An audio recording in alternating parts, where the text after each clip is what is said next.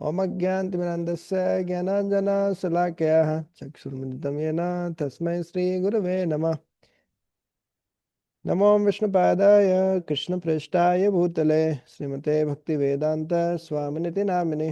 नमस्ते सरस्वते देवे गौरवाणी प्रचारिणे निर्विशेष शून्यवादी पश्चात देश तारिणे। जय श्री कृष्ण चैतन्य प्रभु नित्यानंद श्री अद्वैत गदाधर श्रीवासादि गौर भक्तवृंद। हरे कृष्णा कृष्णा कृष्णा हरे हरे, हरे राम राम राम हरे हरे। हरे कृष्णा। तो आज हम प्रतिदिन भगवत गीता का पाठ करते करते नित्य प्रतिदिन भगवत गीता का एक पूरा अध्याय हम कवर कर ले रहे हैं। और ऐसे कवर करते करते हम पहुंच गए आज भगवत गीता के 12वें अध्याय पे। 12वां अध्याय बहुत छोटा है, 20 ही श्लोक है, लेकिन थोड़ा डेप्थ में गहराई में जाएंगे अपन। हाँ, तो आज 12वां अध्याय देखिए भगवत गीता का। तो भगवत गीता का 12वां अध्याय क्या है? भक्ति योग। भक्ति योग।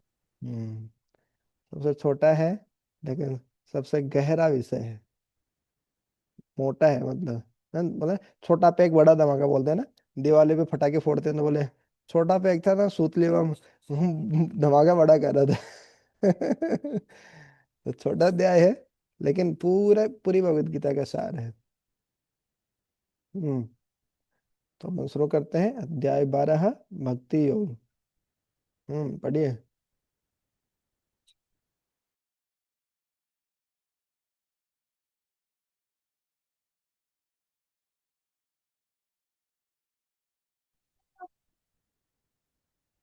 हरे हरे कृष्ण। जी पापा जी,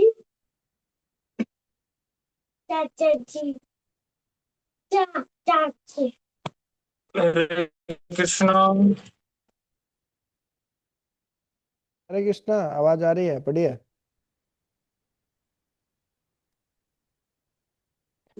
बस स्क्रीन नहीं आ रही है इसमें तो हमारे वाले में। ओ, स्क्रीन नहीं आ रहा है तो फिर मैं दोबारा शेयर करता हूँ। फिर किसी के पास नहीं आ रही होगी स्क्रीन।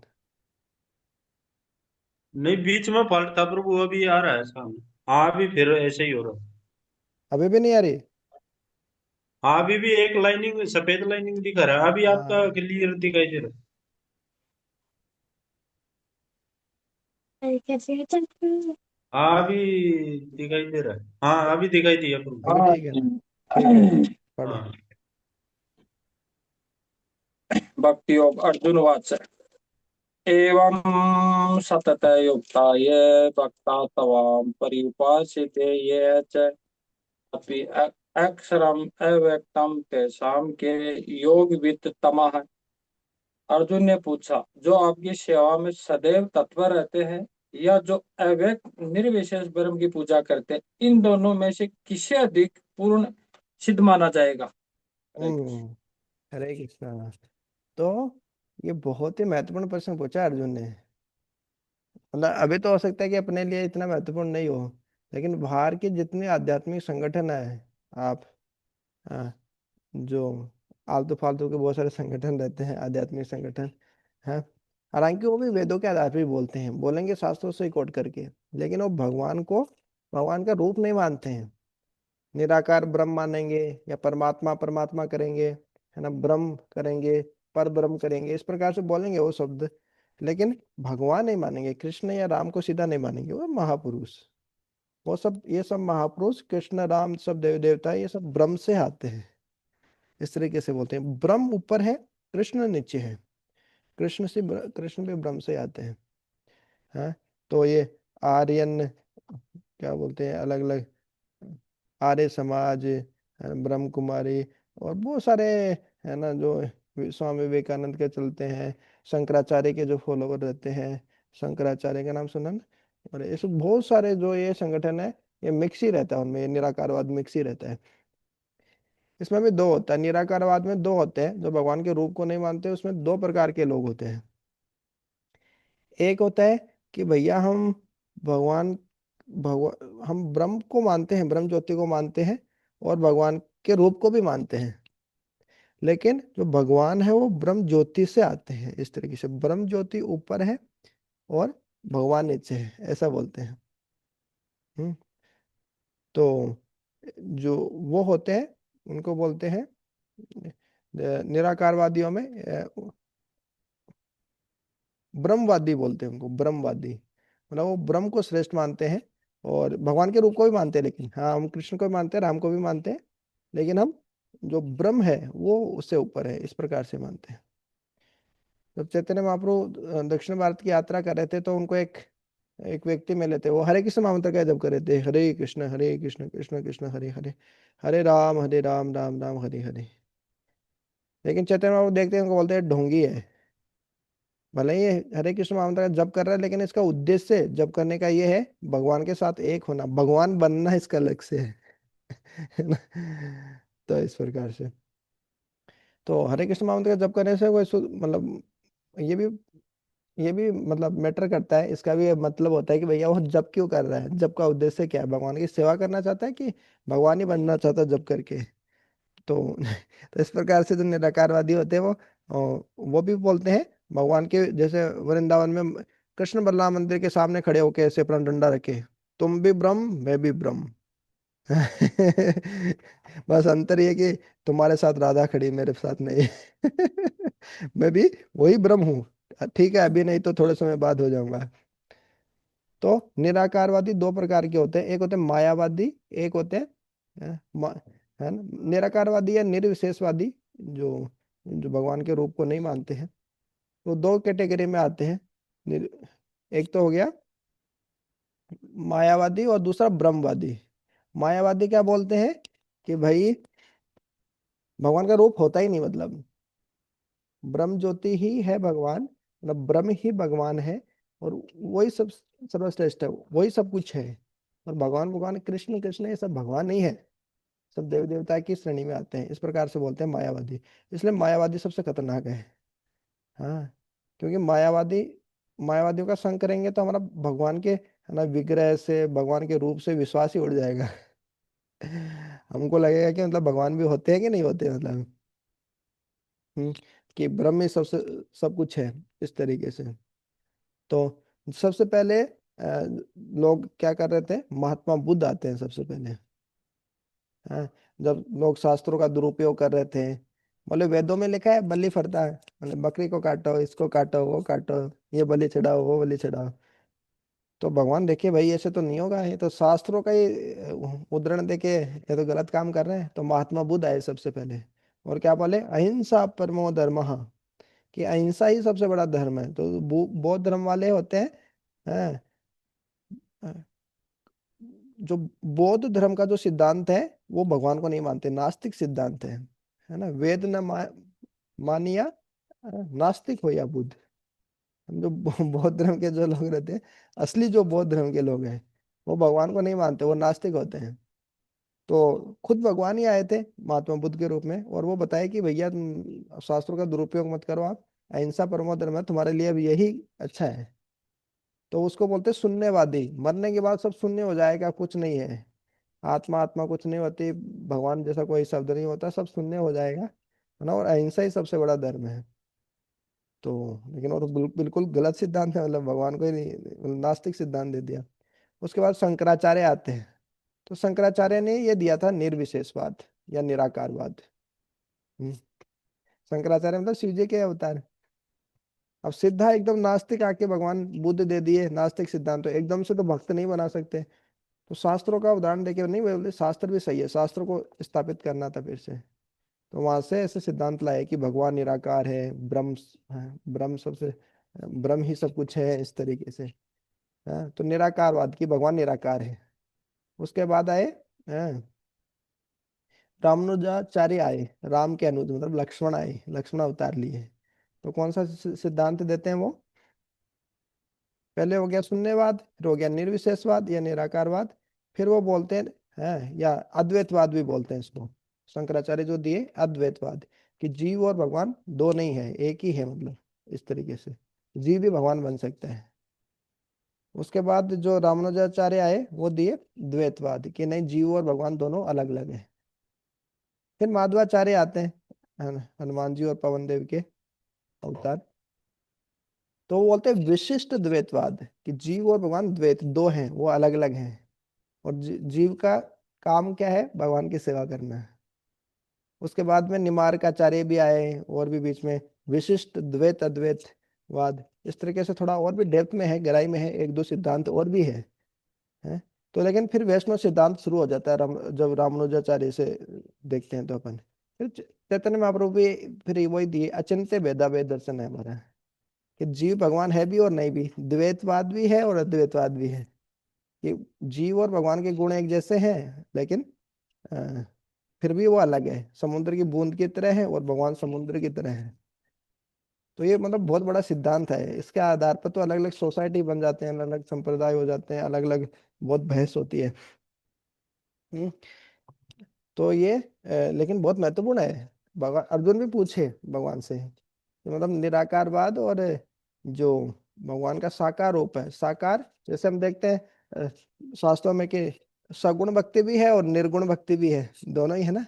मतलब कबीर जी निर्गुण भक्ति वाले हैं, सूरदास जी मीरा भाई ये सगुण भक्ति वाले हैं, भगवान के रूप को मानने वाले, इस तरीके से। तो इस प्रकार से फिर अब हमारा जो सिद्धांत है, भगवान हम दोनों को मानते हैं कि भैया भगवान साकार भी है और निराकार भी है। भगवान वास्तव में साकारी ही है, लेकिन भगवान के शरीर से जो अंग कांति जो ब्रह्म ज्योति है वो निराकार है, इस तरीके से। हाँ। तो अर्जुन ये प्रश्न पूछ लिए कि भाई भगवान आप बताइए कि भगवान मतलब जो साकार की उपासना करने वाले श्रेष्ठ है कि निराकार की उपासना करने वाले श्रेष्ठ है? अच्छा प्रश्न है ना, कि साकार की उपासना करने वाले श्रेष्ठ है कि निराकार की उपासना करने वाले हैं, मतलब करें क्या? हाँ। तो फिर देखते हैं भगवान क्या बताते हैं। तो बहुत अच्छा प्रश्न है ये, साकार की या निराकार की, किसकी उपासना करें हम। बहुत सारे लोग कंफ्यूज रहते हैं। लेकिन सीधा भगवत गीता का 12वां अध्याय यहाँ से आप पढ़ा देंगे ना, तो उनको सब क्लियर हो जाएगा, भैया देखो भगवान क्या बोल रहे हैं, साकार की उपासना श्रेष्ठ है। हाँ निराकार, आपको बोले निराकार पर ध्यान लगाना है। हमारा खुद का एक रूप है, हमारा एक शरीर है, किसी के मुख पे हम ध्यान लगा सकते हैं, चरण पे ध्यान लगा सकते हैं। लेकिन बोले कि एक ऐसे निराकार रूप पे ध्यान लगाइए जिसका न सिर है न पैर है। कितना मुश्किल है, मतलब साकार व्यक्ति के लिए निराकार की उपासना करना। हम भगवान क्या बताते हैं, देखते हैं। श्री भगवान वाच मयि अवश्य अवश्य मन है ये माम नित्य युक्ता उपास्यते श्रद्धया परया उपेता ते में युक्त है तमा मतः। श्री भगवान ने कहा, जो लोग अपने मन को मेरे साकार रूप में एकाग्र करते हैं और अत्यंत श्रद्धापूर्वक मेरी पूजा करने में सदैव लगे रहते हैं, वे मेरे द्वारा परम सिद्ध माने जाते हैं। हम्म भगवान साहब साहब बोल दिए भैया, मेरे जो साकार रूप की करते हैं ना, वो परम सिद्ध माने जाते हैं, वो ज्यादा श्रेष्ठ है। हाँ। जैसे हमारा शरीर है, तो हम किसी रूप की ही पूजा करना हमारे लिए आसान है। कोई बोले निराकार पे ध्यान लगाओ, निराकार कैसे ध्यान लगाए, मतलब उसका सिर नहीं पैर नहीं कुछ भी नहीं है, बोले ज्योति पे ध्यान लगाओ, कितना मुश्किल काम है। हाँ। तो प्रभुपाद जी बोले श्रवण करना, कीर्तन करना, भगवान का नाम जप करना कितना आसान है, ये सब चीजें। लेकिन निराकार, हाँ, निराकार वालों के बारे में बता रहे, पहले साकार वालों के बारे में भगवान बता दिए, अब निराकार वालों के बारे में बताएंगे भगवान। ये तु अक्षरम अनिर्देशेयम अव्यक्तम पर्युपासते सर्वतः गम अचिन्त्यम च कुटस्थम अचलम धूरम संज्ञेयम इंद्रिय ग्रामम सर्वतः संबुद्धयः ते प्रापनोतम प्रापनुवन्तिम माम एव सर्वभूत हिते रता है। लेकिन जो लोग अपने इंद्रियों को वश में करके तथा सबू के प्रति समभाव रखकर परम सत्य की निराकार कल्पना के अंतर्गत उस अव्यक्त की पूरी तरह से पूजा करते हैं, जो इंद्रियों की अनुभूति से परे है, सर्वव्यापी है, अकल्पनीय है, अपरिवर्तनीय है, अचल है तथा ध्रुव है, वे समस्त लोगों के कल्याण में संलग्न रहकर अंततः मुझको प्राप्त करते हैं। हम्म तो निराकारवादी भी क्या भगवान को ही प्राप्त करते हैं? जो ब्रह्म ज्योति की करते हैं, निराकारवाद की जो उपासना करते हैं ना, वो इस तरीके से बोलते हैं, भगवान परम सत्य है, वो निराकार है, वो इंद्रियों की अनुभूति से परे है। वो तो सही बात है, इंद्रियों की अनुभूति से परे है, वो सर्वव्यापी है, हर जगह व्याप्त है। एक जगह एक विग्रह में कैसे आ सकते हैं वो अकल्पनीय है, उसकी आप कल्पना ही नहीं कर सकते। आप उसका एक रूप की कल्पना कैसे कर सकते हो? नहीं नहीं, वो अकल्पनीय है, उनके रूप की कल्पना नहीं कर सकते आप। वो अपरिवर्तनीय है, वो अचल है, फिक्स है, वो ध्रुव है, स्थिर है।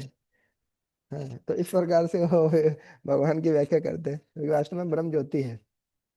हाँ, उसमें गलत नहीं है, भगवान की जो ब्रह्म ज्योति है वो इसी तरह के यही सब गुण होते हैं उनमें भी। या भगवान के भी ये सब गुण बोल सकते हैं आप, भगवान इंद्रियों की अनुभूति से परे हैं। भगवान सर्वव्यापी है, हर जगह भी है। एक जगह गोलोक वृंदावन में भी रहते हैं, सबके हृदय में भी रहते हैं, हर जगह भी व्याप्त है भगवान। अकल्पनीय। हाँ, अपनी भौतिक कल्पना के परे हैं।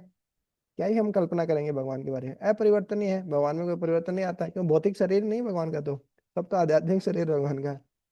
अचल है और ध्रुव है। हम्म, तो इस प्रकार से ओके, ये आध्यात्मिक है तो सब ये गुण तो आ ही जाते हैं। तो वास्तव में निराकारवादी भी भगवान के पास पहुंचते हैं, लेकिन क्या होता है, बहुत जन्म लेना पड़ता है उनको, अंततः मुझे प्राप्त करते हैं। बहुनाम जन्मनाम अंते ज्ञान माम माम प्रपदन्ते। बहुत बहुत जन्मों के बाद एक ज्ञानी व्यक्ति भगवान तक पहुंचता है। उनमें भी कि वासुदेव ही सब कुछ है, वासुदेव सर्वमिति स महात्मा सुदुर्लभ है, कि भगवान श्री कृष्ण ही सब कुछ है, ऐसा महात्मा बहुत ही दुर्लभ है, सुदुर्लभ है है ना। अच्छा है हम ऐसे किसी सोसाइटी से जुड़े नहीं तो निराकार की उपासना करते हैं, नहीं तो हमारा जन्म ऐसे ही व्यर्थ हो जाता है। हम्म, कई कई जन्म लगते हैं हमको, तब जाके हम भक्त बन पाते हैं। और वैसे करोड़ों जन्मों में तो एक बार मनुष्य जीवन मिलता है, मतलब कितनी कम संभावना है। करोड़ों जन्मों में 84 लाख योनियों में 4 लाख योनि मनुष्य की है। मनुष्य योनि कितनी मुश्किल से मिलती है, फिर है कि निराकारवाद के चक्कर में फंस जाओ, फिर कोई जन्म लेना पड़ेगी, फिर भक्त बनेंगे ऐसा ही। फिर क्या है, फिर क्या बता रहे हैं इस निराकारवाद में? लेकिन दिक्कत क्या है, मेन समस्या क्या है, ये बता रहे हैं। ये महत्वपूर्ण श्लोक है, किसी भी निराकारवादी से मिले तो उसको ये श्लोक बता दो, वो समझ जाएगा हाँ कि आप ही का मार्ग श्रेष्ठ है। क्लेशः अधिकतर कलेक्शन ही अधिकतर है तेषाम अव्यक्तम असक्त चेतसाम अव्यक्ता ही गति है दुखम देह वद भी अवाप्यते। जिन लोगों के मन परमेश्वर में अव्यक्त निराकार स्वरूप के प्रति आसक्त है, उनके लिए प्रगति कर पाना अत्यंत कष्टप्रद है। देहधारियों के उच्च क्षेत्र में प्रगति कर पाना सदैव दुष्कर होता है। हम्म, भगवान साहब साहब बता दिए, निराकार ब्रह्म की उपासना करेंगे, निराकार भगवान की उपासना करेंगे तो क्या, कलेशः अधिकतर तेषाम, बहुत ज्यादा क्लेश आपको कष्ट मिलने वाला है। यदि कोई अव्यक्त के प्रति आसक्त समझे कि चेतना अव्यक्त के प्रति आसक्त है, निराकार के प्रति आसक्त है, उनके जीवन में बहुत कष्ट आने वाले हैं। क्योंकि अव्यक्त से आसक्त रहेंगे मतलब कष्ट ही कष्ट है वास्तव में। वो थोड़ा बहुत भक्ति करेगा, उससे थोड़ा आनंद मिलेगा, लेकिन अव्यक्त अव्यक्त से आसक्त होना है कि एक तरीके से, मतलब चैतन्य चरितामृत में तो इतना नेगेटिव बताया है। ये निर्विशेषवादी दो प्रकार के, ब्रह्मवादी मतलब ब्रह्म ज्योति को भी मानते हैं, भगवान के रूप को भी मानते हैं, साकार निराकार दोनों को मानते हैं, लेकिन ब्रह्म ज्योति को ऊपर मानते हैं, ब्रह्मवादी फिर भी ठीक है।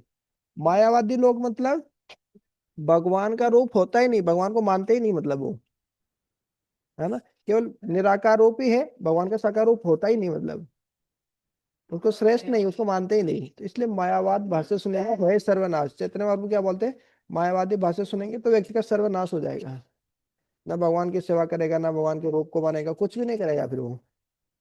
हाँ, तो इस प्रकार से जैसे मान लीजिए आपसे बोलूं मैं कि दिनेश प्रभु जी हैं हमारे, उनके ना हाथ है ना पैर है।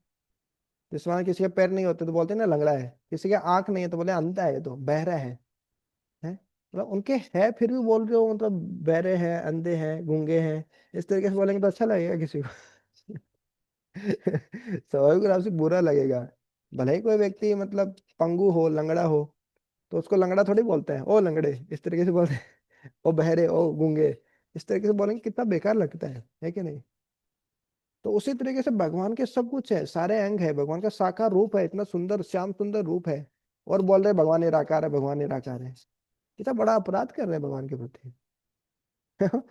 तो चैतन्य चेता में तो बहुत वर्णन आता है इसका, जो मायावाद भाष्य जो बोलते हैं भगवान के साकार रूप को मानते ही नहीं उनके लिए। हाँ, क्योंकि हमारा देहदारी, हमारा खुद का शरीर है, खुद का देह देह है, आंख नाक कान सब है, और हमको बोले किसी निराकार की उपासना करो आप, तो कितना मुश्किल हो जाएगा हमारे लिए। हमारे पैर हैं तो हम भगवान के पैर, भगवान के रूप से कितना रिलेट कर लेते हैं कि भगवान रामचंद्र, भगवान कृष्ण है। तो इस प्रकार से बहुत आसान हो जाते हैं।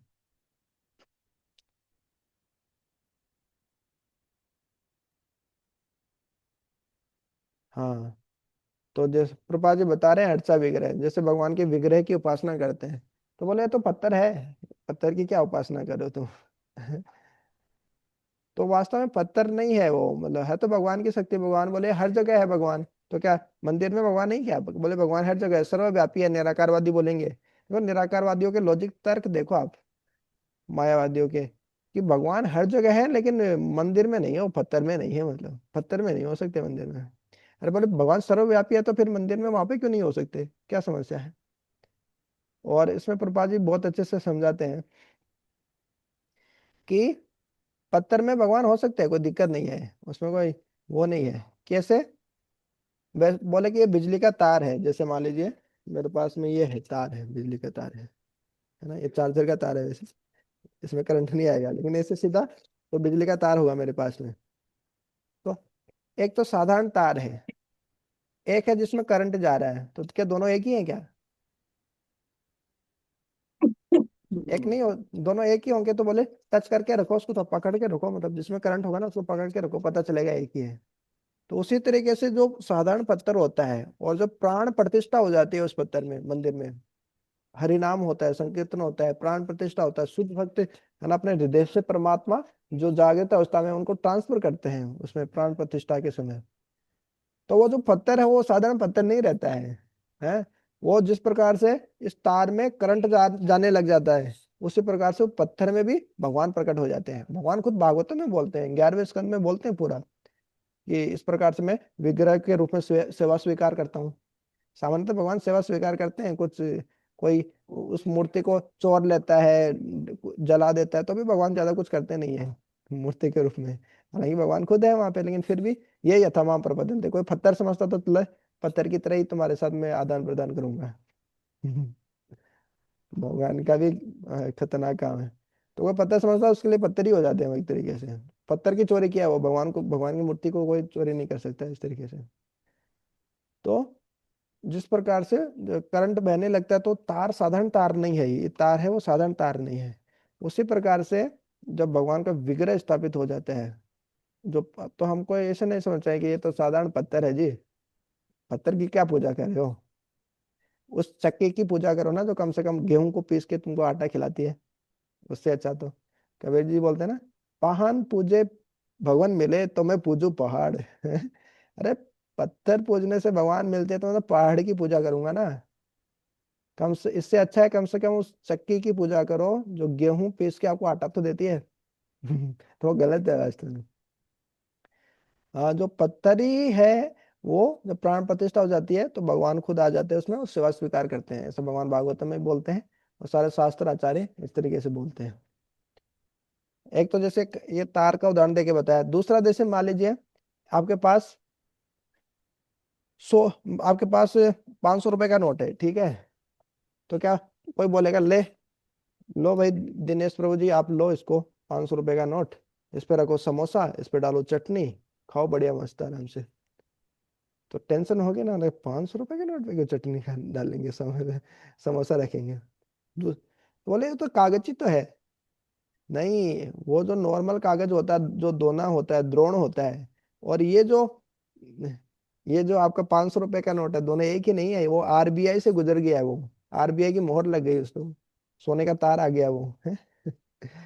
तो ऐसे ही जो मूर्ति है वो पत्थर लग रही है हमको, लेकिन वो प्राण प्रतिष्ठा हो गई है उसकी, अब वो सीधे भगवान उसमें सेवा स्वीकार करने के लिए आ जाते हैं खुद। तो इस प्रकार से समझना जरूरी है ना।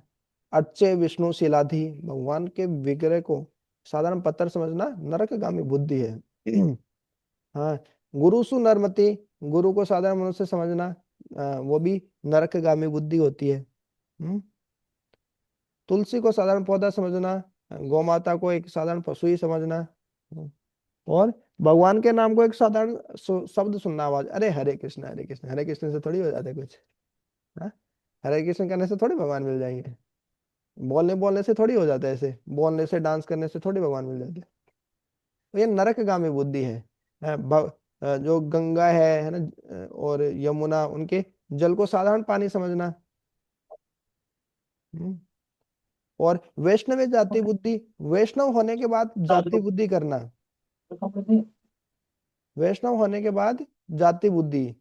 अरे भाई, हाँ, कौन सी जाति से हो आप, बताओ ना। जाट हो कि राजपूत हो कि ब्राह्मण हो, कि ब्राह्मण में भी कौन से ब्राह्मण हो, तो बताओ ना। कि कोई SC ST में आते हो क्या? तो किसी वैष्णव से इस प्रकार से जाति पूछना मतलब वैष्णव अपराध, नरकगामी बुद्धि है ये।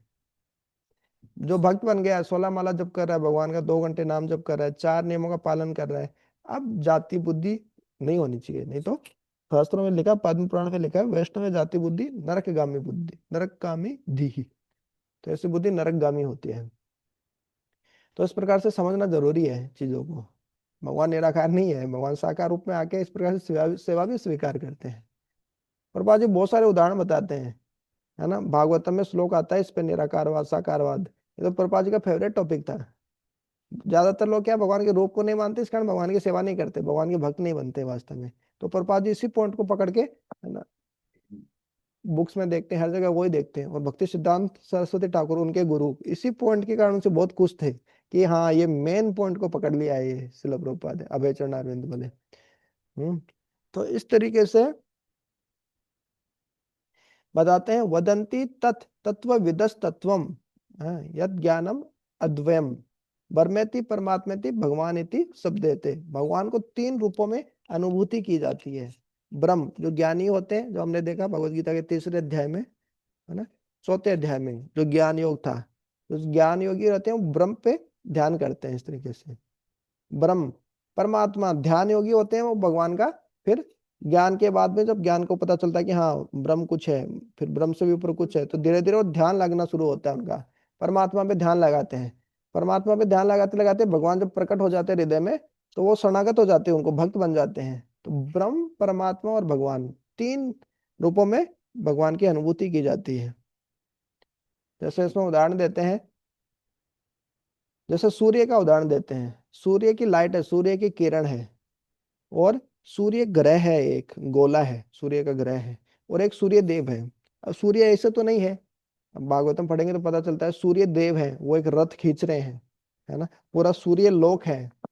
और सूर्य देव भी है, जैसे धरती है तो धरती में भी एक जो नरेश, जो राजा होता है, जैसे प्रधानमंत्री है भी, उसी तरीके से सूर्य ग्रह में भी कोई ना कोई वहां का, सूर्य ग्रह में भी बहुत सारे जीव हैं, उनका शरीर आग का बना होता है। ऐसा नहीं कि भाई सूर्य सूर्य ग्रह में कोई जीव ही नहीं रहता वहां पे, तो ऐसा नहीं। सूर्य में भी बहुत सारे जीव रहते हैं, उनका शरीर लेकिन आग का बना होता है। और जो सूर्य देव है वो वहां के राजा है। अभी के राजा कौन है? विवस्वान, है ना। हम देख सकते हैं विवस्वान है या कोई दूसरे आ गए उनकी जगह पे, पोस्ट है, वो चेंज होते रहते हैं। तो इस प्रकार से सूर्य देव है। तो पूरी समझ क्या है ना, बोले सूर्य की लाइट ही, बोले सूर्य की किरण ही तो सूर्य है, मतलब ब्रह्म ज्योति को ही तो भगवान मान लेते हैं ना, ब्रह्मवादी ज्ञानी। और बोलते हैं कि नहीं, वो सूर्य का जो ग्रह है, उसकी सतह है, पूरा सूर्य का जो गोला है, जैसे धरती एक गोला है उस तरीके से, तो वो सूर्य ग्रह ही क्या है, वही सूर्य है। तो मतलब परमात्मावादी है वो। तो थोड़ा सा ज्यादा समझ पाए हैं कि हाँ, कि लाइट से भी परे एक सूर्य का गोला है। लेकिन जो भगवान को जानने वाले होते हैं वो पूरा जानते हैं, हाँ नहीं, सूर्य का वो गोला ही नहीं है, सूर्य देव है, वो उसको सूर्य को खींचने पूरी समझ होती है उनकी। हम्म। तो इस प्रकार से ब्रह्म, परमात्मा और भगवान, 3 रूपों में भगवान की अनुभूति, पर ब्रह्म की अनुभूति की जाती है, भगवान को समझा जाता है। लेकिन पूर्ण समझ क्या है? भगवान को समझना है। कुछ लोग ब्रह्म में अटक जाते हैं, कुछ परमात्मा में अटक जाते हैं, फिर बाद में भगवान तक पहुंच पाते हैं इस तरीके से। तो ये है ना, ज्ञानी, योगी, और फिर सबसे बाद में वो भक्त बन पाते हैं इस तरीके से। तो प्रभुपाद जी एक और बता रहे हैं कि भैया हम हर कहीं तो जाके हर कहीं डाकघर की दे रहे हैं, अपन जान सकते हैं। आगे आने वाली पीढ़ी तो क्या डाकघर पोस्ट ऑफिस भी नहीं देखे होंगे, देखेंगे वो लोग तो। जैसे हर कहीं पे जाकर हम कोई लिप पत्र डाल देते हैं तो वो अपनी जो गंतव्य है जहाँ उसको जाना है वहां तक नहीं पहुंचेगा। वो जो लाल डिब्बा होता है, सरकारी लाल डिब्बा पोस्ट ऑफिस का, उसमें डालेंगे तो वो पत्र पहुंचता है। उसी प्रकार से भगवान के विग्रह के पास में जाके प्रार्थना करने से, जिनकी प्राण प्रतिष्ठा हुई है ना, उनकी सेवा करने से होता है। ऐसा नहीं हर किसी पत्थर की पूजा करने से हम भगवान को प्राप्त कर लेंगे। कर सकते हैं, हर पत्थर में भी भगवान को देख सकते हैं, लेकिन वो बहुत ऊंचा स्तर है। सामान्यतया हमारा स्तर वो होता नहीं। इस कारण हमको बोला जाता है पहले मंदिर में जाओ, भगवान के विग्रह के दर्शन करो, उनको तो कम से कम भगवान समझो आप।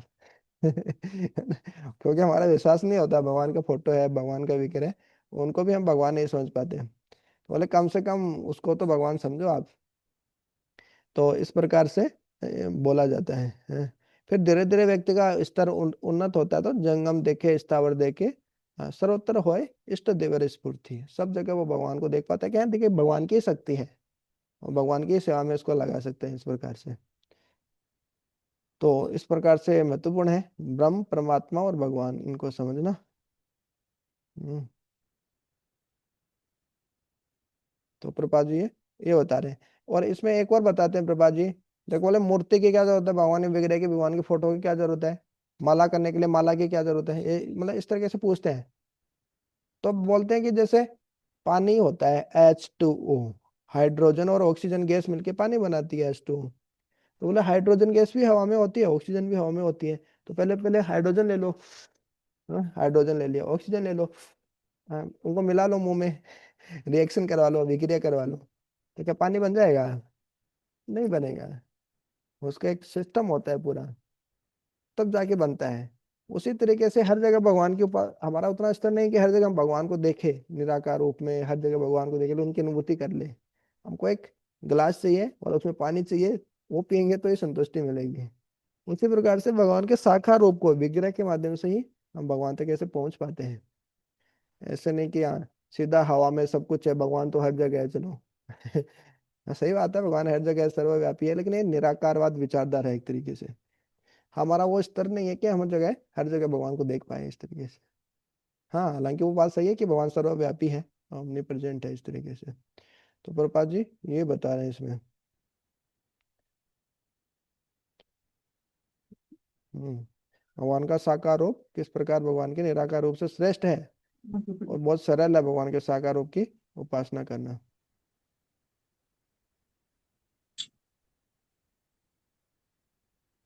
हम्म ये तु सर्वाणि कर्माणि मयि सन्न्यस्य मत्पराः अन्येन एव योगेन माम दयान्तः उपासते तेषाम् अहं समुदर्ता मृत्यु संसार सागरात् भवामि न चिरात् पारत मयि आवेशित चेतसाम्। जो अपने सारे कार्यों को मुझ में अर्पित करके तथा अविचलित भाव से मेरी भक्ति करते हुए मेरी पूजा करते हैं और अपने चित्तों को मुझ पर स्थिर करके निरंतर मेरा ध्यान करते हैं, उनके लिए है बात मैं जन्म मृत्यु के सागर से शीघ्र उद्धार करने वाला हूँ।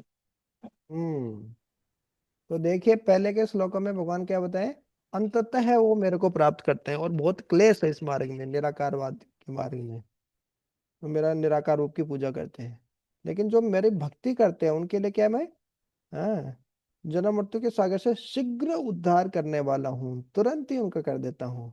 है ये तू सर्वाणी कर्माणी, जो लोग सारे कर्मों को मई सन्ने से, है ना, मेरे को अर्पित करके, मत पर, हाँ, मेरे प्राण होके, मेरे में आसक्त होके जो सारे कर्म करते हैं अपने, अनन्य व योगे न, अनन्य भक्ति, एक निष्ठ भक्ति के माध्यम से, भगवान की भक्ति ना, भगवान की, देव देवता के पास भी नहीं जाना, निराकारवाद में भी नहीं जाना, कहीं नहीं घुसना भटकना, कहीं नहीं, मतलब भक्ति मतलब भक्ति भगवान की। या देव देवताओं को भी करनी है तो ऐसे ही सोच के कि हाँ ये भगवान के भक्त है, भगवान के एजेंट है, पार्षद है, इस प्रकार से ना। इस प्रकार से जब अनन्य भक्ति करते हैं और माम ध्यायंत उपासते, मेरे पर ध्यान करते हैं, इस तरीके से उपासना करते हैं मेरी, तो क्या करता हूँ मैं, तेसाम अहम समुदरता, तेसाम उनके लिए, अहम मैं, सम उद्धरता सम्यक रूपेण उनका उद्धार करने वाला हो जाता हूँ मैं। कहाँ से? मृत्यु संसार सागरात। ये जो हमारा भौतिक जगत है उसको मृत्यु संसार बोलते हैं। अब क्यों बार बार है, पुनरपि जननम पुनरपि मरणम पुनरपि जननी जठरे शयनम इह संसारे बहु दुस्तारे, है पाही मुरारी। इस तरीके से बोलते हैं शंकराचार्य कि बार बार जन्म लेना, बार बार मरना, बुढ़ापा आना, बीमारी आना, बहुत कष्ट है जी बोले इस संसार में। मृत्यु संसार बोलते हैं, इसमें हर किसी को मरना ही पड़ता है। तो हे मुरारी आप ही पार लगा सकते हैं इस तरीके से। तो इस मृत्यु संसार के रूपी सागर है, ये समुद्र है। अब समुद्र में क्या होता है, समुद्र में कोई तैरने के लिए जाए, तैरना नहीं आए, है तो एकदम तड़प रहा है बेचारा, सांस फूल गई उसकी एकदम। तो वैसी स्थिति हमारी रहती है यहाँ पे सब कष्टों में, है। समुद्र से कौन पार कर सकता है? कोई नाव भी जाएगी तो थोड़ी समुद्र से पार कर सकती है, समुद्र तो बहुत बड़ा होता है। तो बहुत मुश्किल है इसमें फंसना, जब तक भगवान हाथ पकड़ के हमको ऊपर नहीं उठा ले। तो भगवान बोल रहे हैं ऐसे मृत्यु संसार रूपी सागर में भी कोई डूब रहा है तो उसका मैं उद्धार कर देता हूँ, पकड़ के उसको बाहर निकाल देता हूँ। काय को परेशान हो रहा है इतना, इस तरह सांस भूल रहा है, ये हो रहा है, ये टेंशन वो टेंशन, ये चिंता वो चिंता है, ये हो गया मेरे साथ, वो हो गया, शरीर साथ नहीं दे रहा, मन साथ नहीं दे रहा, ये हो गया, पैसे घर में, है ना, पैसे की दिक्कत है, ये दिक्कत है, वो दिक्कत है। तो बहुत ही कष्ट है भौतिक संसार में। लेकिन भगवान बोल रहे हैं, इतना टेंशन क्यों लेना है, मैं हूं ना, समुद्रता। हाँ, और यदि तू मेरा भक्त है तो क्या, भवामी न चिरात पारता है। हे पार्थ, हे अर्जुन, चिरात बहुत लंबा समय, बहुत ज्यादा समय नहीं लेता मैं, बहुत तुरंत ही उद्धार कर देता हूँ मैं, है।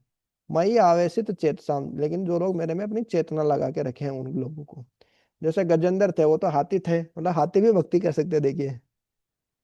हाँ, उनको तो कोई मंत्र वंत्र बोलना नहीं आता था, वो तो नहीं जानते थे कि क्या भगवान मगरमच्छ पकड़ लिया तो क्या करे। बस वो तो भगवान को एक कमल का फूल लेके बस भगवान को ऐसे अर्पित किए अपने, है ना, मन बुद्धि को इस प्रकार से भगवान की सेवा में लगाए, बस वही कर पाए, ज्यादा कुछ कर ही नहीं पाए वो तो उसी में भगवान क्या, न चिरात पारता है, कुछ भी समय नहीं लिया, तुरंत भगवान, हाँ, वहां पे प्रकट हो गए गरुड़ के ऊपर बैठ कर। ना गरुड़ की स्पीड, बोलते हैं कि गरुड़ बाद में पहुंचे, भगवान पहले पहुंच गए। बोले गरुड़ वाहन है, गरुड़ के ऊपर बैठ के ही तो पहुंचेंगे वहां पे, लेकिन गरुड़ बोले बाद में पहुंचे, वो भगवान पहले पहुंच गए वहां पे। तो देखिए भगवान अपने भक्तों के लिए कितना टेंशन लेते हैं, कितना प्रेम करते हैं अपने भक्तों से। न चिरात पारते हैं, अरे मैं बहुत लंबा समय बिल्कुल नहीं लेता हूँ, तुरंत आ जाता हूँ मैं, बहुत शीघ्र ही उसका उद्धार कर देता हूँ मेरा भक्त का। क्यों? भक्त भगवान से कुछ चाहता ही नहीं, वो निस्वार्थ सेवा किए जा रहा है, सेवा किए जा रहा है। अब हमारी कोई सेवा करे ना, हमसे कोई पैसा ले, नौकरी ले, कुछ भी नहीं ले ना, हमसे हमारा खाना खाए, वो कुछ भी नहीं करे, और हमारी सेवा पे सेवा किया जा रहा है, तो हम कितने ऋणी हो जाएंगे उसके, है ना, हम कृतज्ञ हो जाएंगे उसके, कि कितना एहसान मानेंगे उसका, है कि नहीं। उसी प्रकार से भगवान का कोई करेंगे तो वो तो परम दयालु है, परम करुणावान है, वो तो परमेश्वर है, मतलब वो तो उनसे दयालु तो कौन ही हो सकता है, उद्धार कौन, कोई नहीं हो सकता है। तो वो तो कितने ऋणी हो जाते होंगे अपने भक्तों के, बोले मेरे से भी ज्यादा प्रेम है मेरे भक्तों को करता हूँ, ज्ञानी को मेरे बराबर करता हूँ, लेकिन मेरे भक्तों को मैं मेरे से भी ज्यादा प्रेम करता हूँ, जो पहले अपन ने देखा। तो इस प्रकार से बता रहे हैं साकार रूप के भगवान की पूजा भक्ति करने का महत्व ही अलग है।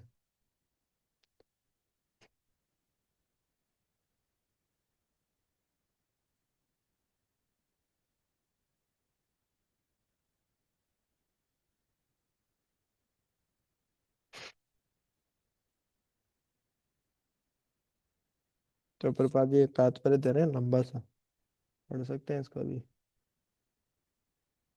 तो बाद में समय मिलेगा तो। अब देखते हैं। मयि एव मन आदिस्तत्व आदत सवय मयि बुद्धिं निवेशयसि मयि एव अतः ऊर्ध्वं न संशय। मुझ भगवान में अपने चित्त को स्थिर करो और अपनी सारी बुद्धि मुझ में लगाओ, इस प्रकार तुम निसंदेह मुझ में सदैव वास करोगे। हम्म, तो अभी वाला है, अभी 4-5 श्लोक जो हैं वो बहुत ही महत्वपूर्ण श्लोक हैं, और बहुत बार समझ में नहीं आते हैं श्लोक। अभी भगवान अलग अलग स्तर बता रहे हैं भक्ति के भी। भगवान बोलेंगे, भगवान देखिए बहुत प्रैक्टिकल है। हमको कह के बाद लगता है भगवान क्या चाहते, क्या है, मन बना भो मत भक्तो, हमेशा मेरा मन, मेरे में मन लगाओ, ये करो वो करो। ऐसे थोड़ी हो पाता है, ऐसे थोड़ी कर सकते हैं सब कुछ। हाँ सही बात है, नहीं कर सकते। तो भगवान इसलिए वर्णाश्रम धर्म बनाए कि अ, ठीक है, जो लोग नहीं कर सकते अपना अपना काम करो, वो भी काम करो, तो कुछ तो करो कम से कम। कर्म कांड करो, फिर कर्म योग करो, सकाम कर्म योग करो, फिर निष्काम कर्म योग करो, नहीं तो ज्ञान योग कर लो, नहीं तो ध्यान योग कर लो, नहीं तो फिर सबसे आगे बेस्ट है भक्ति योग कर लो। अब सब कोई भक्ति योग नहीं कर सकते, इसलिए इतने सारे वो भी बनाए। चलो सीधे नहीं आना मेरे पास में, सीधे आने में तो शर्म लग रही है, झुकने में, मेरे सामने झुकने में तुमको बहुत कष्ट हो रहा है कि क्यों झुकूं मैं भगवान के सामने। लोग क्या हो गया, मैं झुकूं क्यों भाई?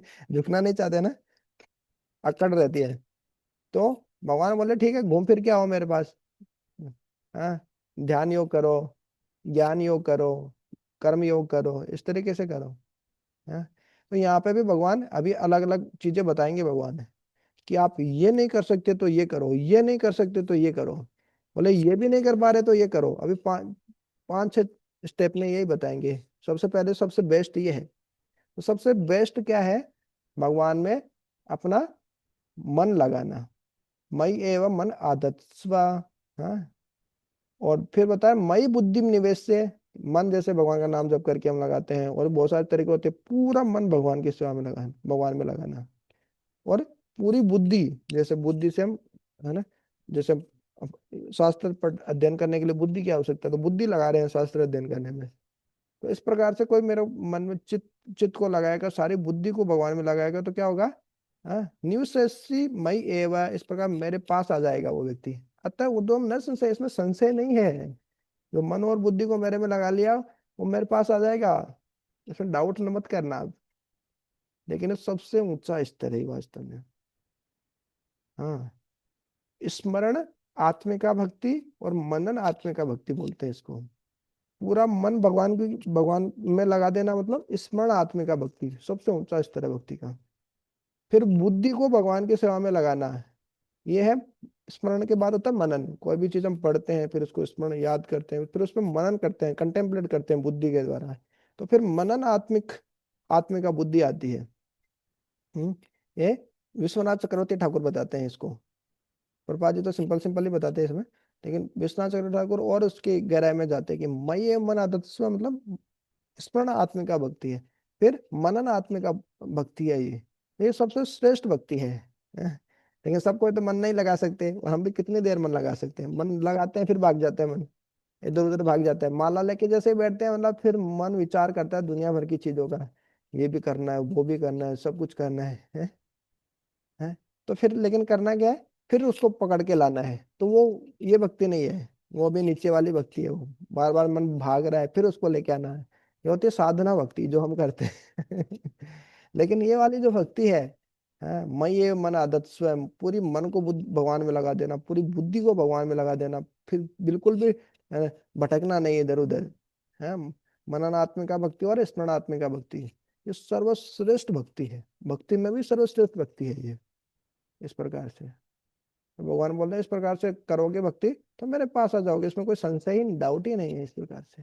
लेकिन ये तो हर कोई नहीं कर पाएगा, तो फिर भगवान आगे बताएंगे कि हाँ ठीक है बेटा, थोड़ा सा कम कर ले, साधना भक्ति कर ले, मन तेरा इधर उधर भटकेगा, फिर उसको तो वापस पकड़ के लाना, फिर लगाओ, प्रयास करो, मतलब मन को लगाने का। मन लगेगा नहीं, फिर भी मन को लगाना है, प्रयास करना है। मन और बुद्धि के स्तर पे ये जो भक्ति होती है सर्वश्रेष्ठ होती है। हम्म।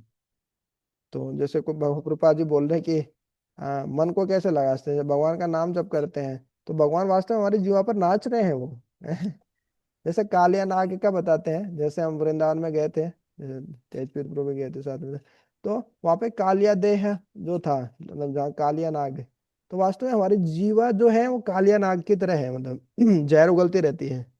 भगवान के बारे में नहीं बोलेगी, इसकी इधर उधर की चुगली करेगी, ईर्ष्या करेगी, भगवान का प्रसाद छोड़ के इधर उधर का खाने का इच्छा करता है।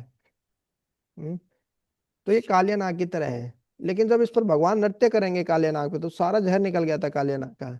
उसी प्रकार से भगवान का नाम लेंगे तो भगवान का नाम नृत्य करेगा तो सारा जहर निकल जाएगा इसका। है, भगवान की कथाएं सुनेंगे, भगवान का नाम ही जप करेंगे, भगवान का प्रसाद ही खाएंगे, तो इस प्रकार से सारा जहर निकल जाएगा अपना। और फिर क्या होगा, कालिया नाग जैसे शुद्ध हो गया था, भगवान की कृपा मिल गई थी, भक्त बन गया वो, उस प्रकार से हमारी जीवा भी शुद्ध हो जाएगी। नहीं तो तार मध्य जीवा होती लोभोमय सुदुर्मति। सारे इंद्रियों में जीवा को नियंत्रित करना सबसे कठिन काम है। हम्म, तो इस प्रकार से बताने को भाई। अब वो भक्ति नहीं कर सकते आप, स्मरण आत्मिका भक्ति और मनन आत्मिका भक्ति, अपना मन को और बुद्धि को भगवान भगवान में पूर्ण रूप से लगाने का। तो क्या करना है अभी भगवान बता रहे हैं। अथ चित्तम समाधातुम न शक्नोषि मयि स्थिरम अभ्यास योग्यं तत माम इच्छाम आपनोतु धनंजय। हे अर्जुन, हे धनंजय, यदि तुम अपने चित्त को अविचल भाव से मुझ पर स्थिर नहीं कर सकते तो तुम भक्ति योग के विधि विधानों का पालन करो। इस प्रकार तुम मुझे प्राप्त करने की चाह उत्पन्न करो। हम्म तो भगवान बोल दिया कि भाई मन और बुद्धि को इस प्रकार से तो हर कोई नहीं लगा पाएगा। यदि अथ चित्तम समाधा तुम, इस प्रकार अपने चित्त को।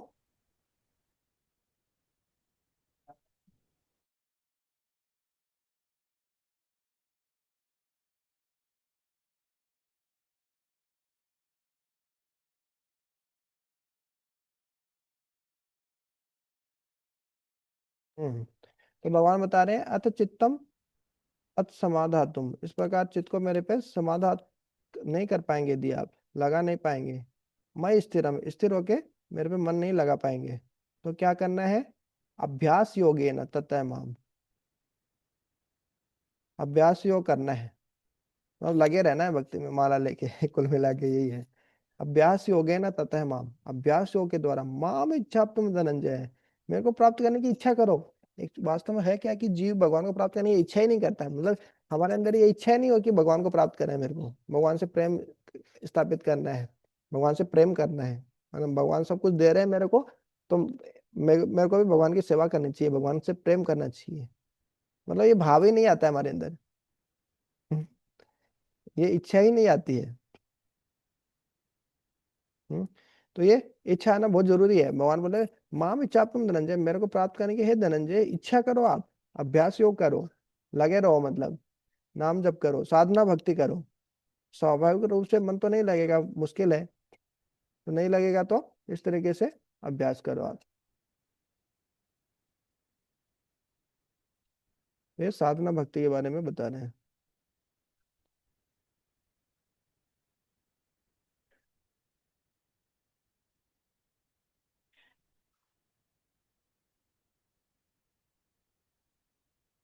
तो प्रभुपाद जी बता रहे हैं, प्रभुपाद जी सबसे पहले अमेरिका में गए तो सबसे पहले क्या लेक्चर दिए थे। सबसे पहले प्रभुपाद जी बोले थे कि देखिए भक्ति सबके हृदय में है, भगवान सबके हृदय में है, भक्ति सबके हृदय में है, बस उसको आप भूल गए हैं, भगवान को खाली भूल गए हैं।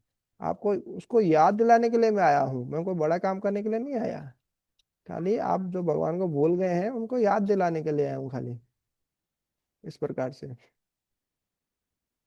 तो इस प्रकार से भगवान सबके हृदय में है, भगवान ही सब कुछ, भगवान से स्मृति अपोहनम, सब कुछ भगवान से ही आता है। या हमको कुछ जो कुछ याद रहता है, जो हम भूल जाते हैं, सब भगवान से ही होता है।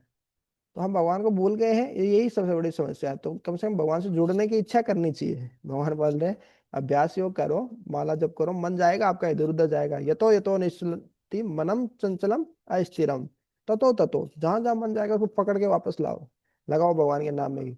और बोलो कि मन को सुनो, ये नाम सुनो, मन को नाम से टच कराओ। हरे कृष्ण कृष्ण कृष्ण हरे हरे, हरे राम राम राम हरे हरे। तो एक एक शब्द हरे कृष्ण है, जो राधा कृष्ण है, हरे कृष्ण है।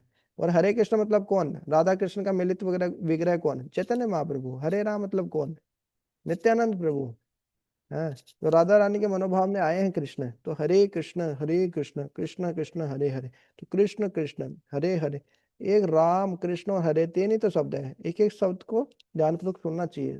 कितना दिव्य शब्द है, हरे और कृष्ण, हरे राम, इस तरीके से। तो ये जप करना सबसे महत्वपूर्ण है, उसको अपनी चेतना से स्पर्श करवाना, उसको टच करवाना हमारी चेतना से, वो सबसे महत्वपूर्ण है। हम्म। नहीं तो क्या होगा, हमारा धीरे धीरे नाम कर रहे हैं, जप कर रहे हैं, जैसे कई बार क्या होता है कि व्यक्ति किताब लेके बैठा है, मतलब बैठे रहता है 2-2 घंटे तक, और बोलता है घर वालों को, देखो पिताजी मैं कितनी पढ़ाई कर रहा हूँ, हाँ कितना बड़ा अ, पढ़ाकू हो गया हूँ मैं अभी, है बहुत पढ़ाई करता हूँ, देखो 2-3 घंटे से एक पढ़ाई कर रहा हूँ लगातार, लेकिन समझ में कुछ नहीं आया उसको, किताब लेके बैठा है खाली वो, इस तरीके से। तो वो किताब लेके बैठना महत्वपूर्ण नहीं है, उसको पढ़ना, उसको समझना, वो अंदर जाना, कितना अंदर प्रवेश करा, वो भी महत्वपूर्ण है। हाँ। तो इसी तरीके से खाली माला लेके बैठ जाना, मोबाइल चला रहे हैं, रील चला रहे हैं, इधर उधर बहुत सारा काम करते हैं, सभी करते हैं अपन, है।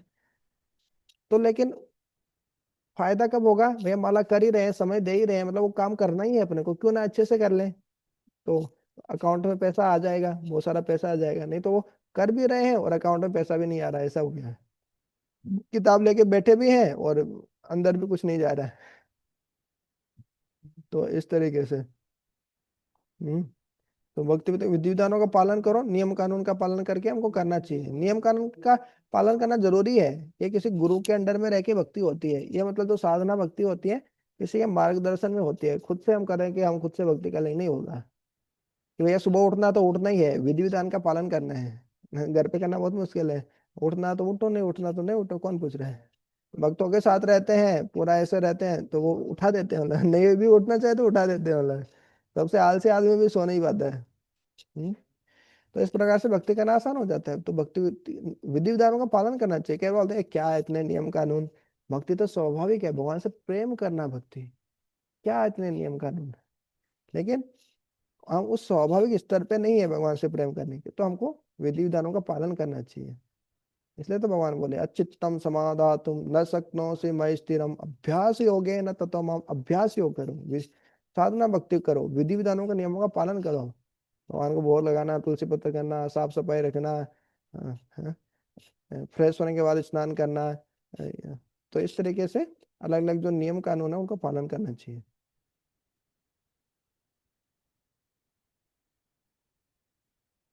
साधना भक्ति जो है। लेकिन कोई बोले कि ये भी नहीं कर पाएंगे, इतना भी ये भी नहीं हो पाएगा, पूरा मन और बुद्धि लगाना तो दूर, ये बार अभ्यास ही हो करना, मन को बार बार जा रहा है, बार बार लेके आना है, ये भी बहुत मुश्किल काम है भगवान, ये भी नहीं हो पाएगा। तो ठीक है भगवान बोले ठीक है, ये भी नहीं कर सकते तो ये करो। अभी आगे बताते हैं, देखिए क्या बताते हैं।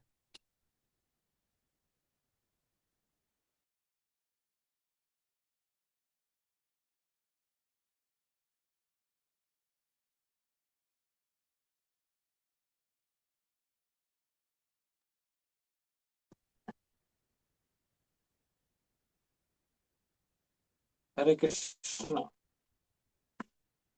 हरे कृष्ण पढ़िए।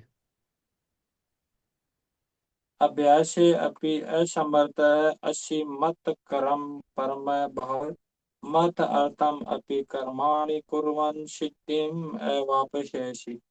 यदि तुम भक्तियों के विधि विधानों का भी अभ्यास नहीं कर सकते तो मेरे लिए कर्म करने का प्रयत्न करो, क्योंकि मेरे लिए कर्म करने से तुम पूर्ण अवस्था सिद्धि को प्राप्त होंगे। हरे कृष्ण। हम्म। तो बोल रहे हैं कि मेरे लिए कर्म करने का प्रयत्न करो, भाई जो कर्म करे वो मेरे लिए करो। हम्म। जैसे भगवान के लिए पुस्तकें छापना, भगवान के लिए, मतलब व्यक्ति का मन और बुद्धि भगवान में नहीं लगा है, मतलब ऐसे काम करने के लिए भगवान बोल रहे हैं, वो है भगवान की सेवा के लिए वो काम, लेकिन व्यक्ति का मन और बुद्धि भगवान में नहीं लगा है। हो सकता है वो जॉब कर रहा हो, पैसा दे रहा हो भगवान की सेवा के लिए, जब भगवान की कोई सेवा ही कर रहा हो लेकिन उसका ध्यान नहीं है कि मैं भगवान के लिए कर रहा हूँ, उसका मन और बुद्धि बिल्कुल सेवा में लगता ही नहीं, मतलब कई बार होता है हमारे साथ भी, हम भगवान की सेवा ही कर रहे हैं, सब कुछ वैष्णव की सेवा कर रहे हैं, सब कुछ कर रहे हैं, लेकिन लगता नहीं है मतलब कि भगवान के कर रहे हैं, वैष्णव के कर रहे हैं, लेकिन हम कर रहे हैं तो कम से कम वो ही करो आप। जैसे सबसे पहले तो बताए मन और बुद्धि को पूरा भगवान की सेवा में लगा दो, दूसरा फिर मन और बुद्धि को आप पूरा नहीं लगा पा रहे तो बार बार खींच के लाओ और लगाने का प्रयास करो विधि विधानों को पालन करके, वो भी नहीं कर पा रहे हो तो कम से कम ऐसी कार्य करो जो वास्तव में मेरे लिए सेवा हो रही है, भले ही तुम्हारा मन और बुद्धि नहीं लग रहा हो उसमें, तो कम से कम वो तो कर लो। हाँ? तो जो जॉब करना है, नौकरी करना है, जो करना है आपको, जो करो नहीं, उसका है ना फल दे दो एक तरीके से, निष्काम कर्म योग कर लो। या फिर उससे भी ऊपर का, कि सीधा डायरेक्ट भगवान की सेवा कर रहे हैं, भले ही उसका मन नहीं लग रहा हो। तो इस प्रकार से कर्म करने पे भी क्या होगा, मदर्थम अपि कर्माणि कुर्वन्, इस प्रकार से मेरे मेरे लिए कर्म करते हुए सिद्धि में वापसे से सिद्धि को प्राप्त करोगे आप। पूर्ण सिद्धि आपको मिल जाएगी, भगवान मिल जाएंगे इस तरीके से है। यदि तुम भक्ति योग के विधि विधानों का पालन भी नहीं कर सकते, अभ्यास योग भी नहीं कर सकते, जैसे बोले ना अभ्यास योग करो, नियम कानून का पालन करो, ये करना है, 4 नियम पालन करना है, ये नहीं करना, 16 माला का जप करना है, बहुत सारे नियम कानून है।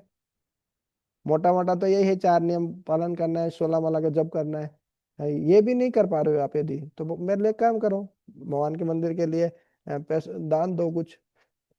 हम्म दान दो या कुछ दूसरी सेवा करो, पुस्तकें छापो, पुस्तकें बांटो, इस तरीके से।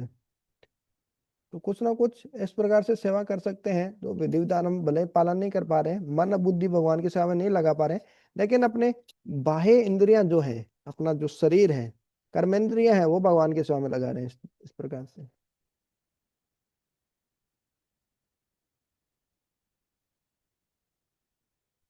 हम्म लेकिन कोई बोलेगा वो भी नहीं कर पाऊंगा मैं तो, पैसा भी नहीं दे सकता, पैसे बहुत आ सकती है, कैसे मैं कमाता हूँ कितनी मेहनत से, थोड़ी दे दूंगा मंदिर में दाने से, थोड़ी होता है। तो वो भी नहीं कर सकता हूँ मैं, तो फिर क्या कर सकते हैं, भगवान बोले चलो ठीक है, तो क्या करूँ।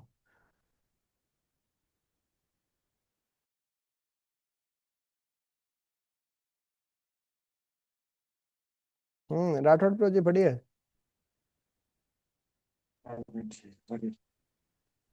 हरे कृष्णा प्रभु जी, दंडवत प्रणाम। हम्म मैं गाड़ी ड्राइव कर रहा हूँ, ओ अच्छा बाहर अच्छा, गया था। ठीक है ठीक है ठीक है। हाँ, मैंने कहा। ठीक है, फिर कोई समस्या नहीं। अतः एतत् असक्तः अस्सि कर्तुं मतः योगम् आश्रित सर्वकर्म फल त्यागम ततः कुरु यत् आत्मन आत्मवान। किंतु यदि तुम मेरे इस भावनामृत में कर्म करने में असमर्थ हो, तो तुम अपने कर्म के समस्त फलों को त्याग कर कर्म करने का तथा आत्म स्थित होने का प्रयत्न करो। हरे हम्म कृष्ण। सबसे पहले भगवान क्या बताए, मनन आत्मिका भक्ति और स्मरण आत्मिका भक्ति। स्मरण आत्मिका मतलब अपने स्मरण करो, मन को लगाओ। मनन मतलब बुद्धि के द्वारा, है ना। तो मनन आत्मिका बुद्धि, ये भक्ति से करो मेरा, तो मेरे पास में आ जाओ, कोई संशय नहीं। लेकिन ये तो बहुत मुश्किल है, मतलब भगवान में पूरा मन और बुद्धि लगाना है, पूरी तरीके से मन लगाना या पूरी तरीके से बुद्धि लगाना, तो ये दोनों ही तो भक्ति कितना मुश्किल है। तो भगवान बोले ठीक है, कोई बात नहीं, अभ्यास योग करो, साधना भक्ति करो, अभ्यास योग करो, 4 नियमों का पालन करो, 16 माला का जप करो, और भगवान में ध्यान लगता है या नहीं लगता है लगाने का प्रयास करो। मन को बार बार मन जाएगा, फिर खींच के लाओ, इस तरीके से प्रयास करो, नियम कानून का पालन करो। लेकिन भगवान ये मतलब नियम कानून का पालन करना, ये अभ्यास को करना, ये भी तो नहीं कर पाऊंगा मैं तो वो भगवान बोले ठीक है, नहीं कर पाओगे तो मेरे लिए कर्म करो। है भले ही तुम्हारा मन और बुद्धि मेरे में नहीं लगे, मन और बुद्धि कहीं और है तुम्हारा, फिर भी मेरे लिए कर्म करो। जैसे भगवान के लिए मंदिर बनाना, मंदिर बनाने के लिए बहुत कुछ करना पड़ता है, भले ही हमारा मन और बुद्धि भगवान की सेवा में नहीं लग रहा, फिर भी मंदिर बना रहे हैं, अपन कुछ काम कर रहे हैं उसमें, तो वो भी उससे भी सिद्धि मिल जाएगी, भगवान बोल रहे हैं। हम कोई नौकरी कर रहे हैं, उसमें पैसा दान दे रहे हैं मंदिर बनाने के लिए, भगवान की सेवा के लिए दे रहे हैं, तो उसमें भी सिद्धि मिल जाएगी। लेकिन कोई बोल सकता है नहीं, वो भी नहीं कर पाऊंगा मैं, पैसे बड़ी मेहनत से कमा रहा हूँ, भगवान की सेवा में कैसे दे पाऊंगा, इतना पैसे थोड़ी दे दूंगा इस तरीके से। तो भगवान बोल रहे, अत एतत अपि असक्तो असि, ये भी करने में तो यदि असमर्थ हो, पर तुम मत योगम आश्रितः, ये भी करने में यदि असमर्थ हो, तो क्या करना, सर्व कर्म फल त्यागम, सारे कर्मों के फलों का त्याग करो, जो हम भगवद गीता के तीसरे चौथे और पांचवें अध्याय में देखे थे। कोई भी योग शुरुआत करने से पहले निष्काम कर्म योग करना होता है, लेकिन कर्मों के फल से आसक्त नहीं होना है। वो वो का जो फल से आसक्त नहीं होना मतलब वो जो कर्म है वो इंद्र तृप्ति के लिए नहीं करना है, लेकिन कोई ऊंचे कारण के लिए कर रहे हैं, कुछ उच्च आध्यात्मिक कारण के लिए कर रहे हैं। भले ही ब्रह्म है, भगवान कौन है पता नहीं, भले ही उसको, है ना, ब्रह्म परमात्मा या भगवान किसी ऊंचे कार्य के लिए वो अपने फल का त्याग कर रहा है, उसे आसक्त नहीं है।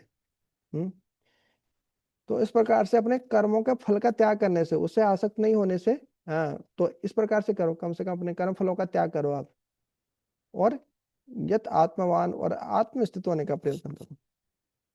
हम्म। तो इस प्रकार से भगवान अलग अलग स्तर बता दिए, 8, 9, 10, 11 में।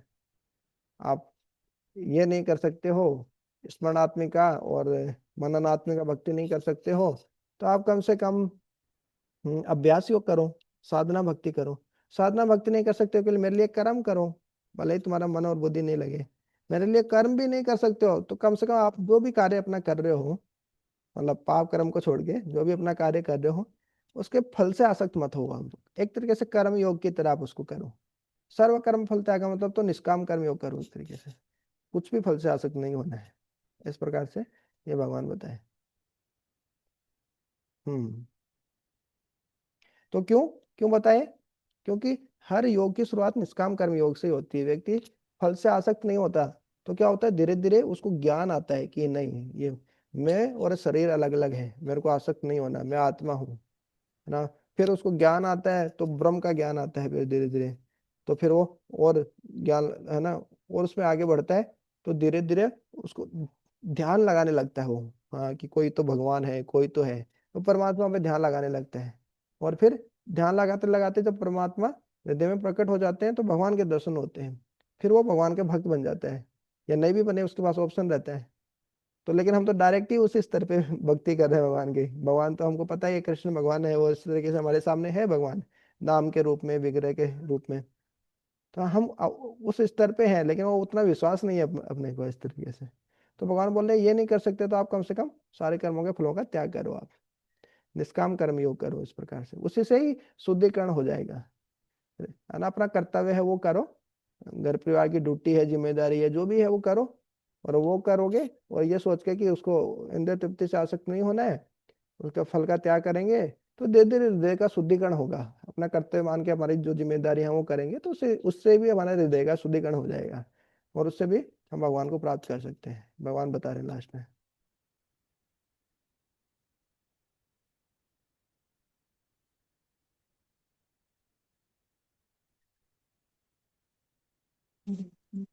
कि समाज सेवा करो, समुदाय सेवा करो, घर वालों की सेवा करो, परिवार की सेवा करो, ये सब लोग इसमें आते हैं, लेकिन कर्म फल से आसक्त नहीं होते। ऐसे जो देश सेवा करते हैं वो भी तो कहाँ आसक्त होते हैं, देश के लिए करते हैं ना, देश के लिए जीते हैं, राष्ट्र के लिए। इस प्रकार से आगे देखते हैं।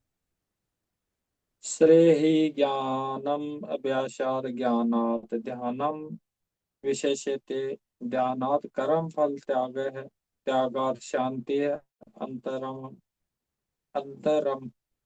यदि तुम यह अभ्यास नहीं कर सकते तो ज्ञान के अनुशीलन में लग जाओ, लेकिन ज्ञान से श्रेष्ठ ध्यान है और ध्यान से श्रेष्ठ कर्म फलों का परित्याग, क्योंकि ऐसे त्याग से मनुष्य को मन शांति प्राप्त हो सकती है। हरे कृष्ण। हम्म।